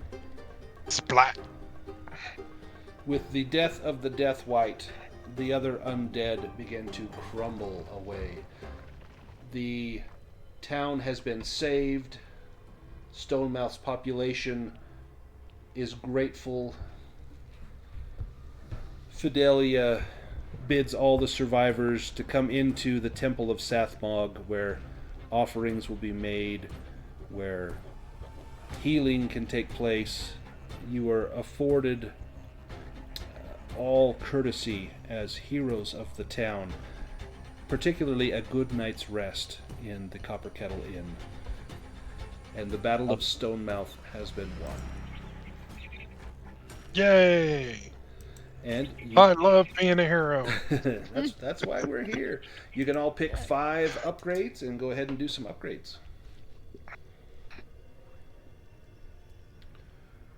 And we can start with Fade if you're ready. We can have you do your upgrades first. And if you if you had any spells that you maybe wanted to learn, you can use an upgrade for that. In fact, I can. Let me see if I've got the. Yeah, here's the dwarf's grimoire. Yeah, you've got the grimoire. Let me grab that real quick and see. I thought I had the item. I don't see it on here. But I can tell you what the spells are. And will they put us up for the night? They will definitely put you up for the night. So there is Dispel, Magic Shield, Transfer, and then there are some Demonology spells. These are ones to which you do not have access to the school unless you take the Master Spellcrafter. Or the Magic Talent, excuse me. I think shield. I don't think I can do transfer either, can I? Is Transfer a general magic? It is. Is it? Oh, okay. Yeah. You have to work your way up to it, but it is. Wonderful. Okay, I will start with evade. Oh, good. Made that one. Myths and Legends. Need an 8. Oh, Met did not beat. Sneaking. Need a 12 or better. Oh, nice. Ooh. Yay! My slings. Need a 12. Oh, That's alright. Stabs. Boom. nice. And animism. And animism 15. Come on, come on. Ow! That's it was on a demon. that's okay. Shoot. And then you can do a full rest and recover all your conditions and whatnot. Oh, thank goodness. Yeah. There's conditions. And then let's go to Sir Cornelius.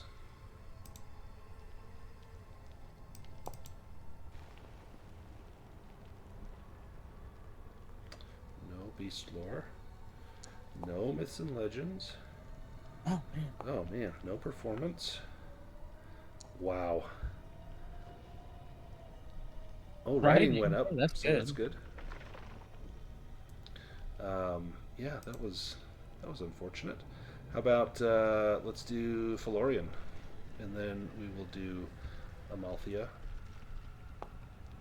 Do the easy ones first. Nice.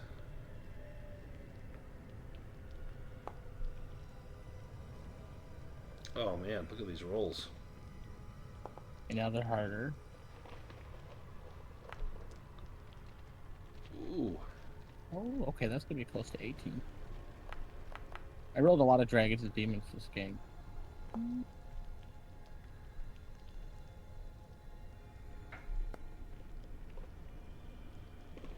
Oh, that's big. Sweet. Alright, that's it. All right, Amalthea. I know you have a lot. You had 7 demons, and 1 dragon. You should have plenty of upgrades here. Well, some of them were on Oh, skilled or on on Ooh, attributes. that's good. yeah, attributes. Some duplicates, yeah.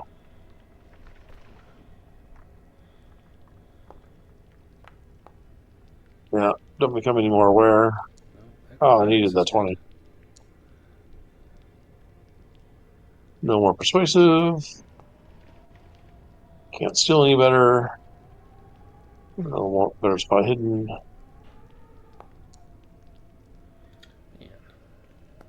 Well, at least spot hidden went up. Nope. Oh, How about Orla? And then, Yay. and then I think for battling Gultrub, uncovering the treachery, and facing down a demon by yourself, I think a heroic award for Amalthea, either focused or robust. Yeah. I agree. Awareness for Orla. That's handy. Shame about the beast law. Sorry, my extra 15 minutes turned out to be an extra hour, but that was Worth. a pretty epic No. battle. Thank you Yeah. for taking the time to do that. It would have bothered me leaving it there. Right, I didn't want to leave it right on the cusp of that big battle. Oh, My they bite stay- increase. That's That's really important. good. Yeah, Nice. for fast footwork. Yeah. Yeah. Yeah. Okay. Sweet. Awesome. Well, that was a wonderful adventure. We now have a map of the Eastern Lands. We can go whither we like. Perhaps to Otag. We have a date with an assassin duck here in a day on the outskirts of Otag. I'm assuming that's where we will be headed, but we've got plenty of places to go and explore. There are a few places on the map that are maybe not places that we would explore, but there's like 5 or 6 locations. Again, we're searching for the Heart of Darkness, but we also have to get rid of this dagger. We need to go talk to God Vindel at Otag. If we can do that, that's a big part of our major quest completed. After Otag, there is 2, 3, maybe 4 other locations. So yeah, we're getting really close. Probably another 3, 4, or 5 sessions. I think we'll have finished the campaign.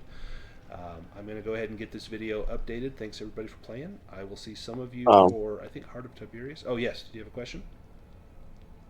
yeah, I need to replenish. Like, I've broken a ton of shit.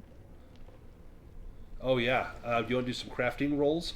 There are people in town that can help you Oh, with that too. Also, well, but I was I'm just selling these necklaces and things that I found.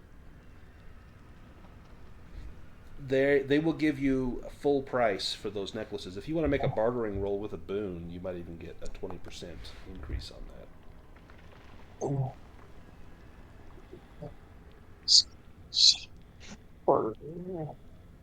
And there is a small shop in town, and they were charging exorbitant prices, but because you have basically saved the town, they're willing um, to buy anything you may have and give you fair prices. So Amalthea, you'll get a 20% discount on purchasing anything.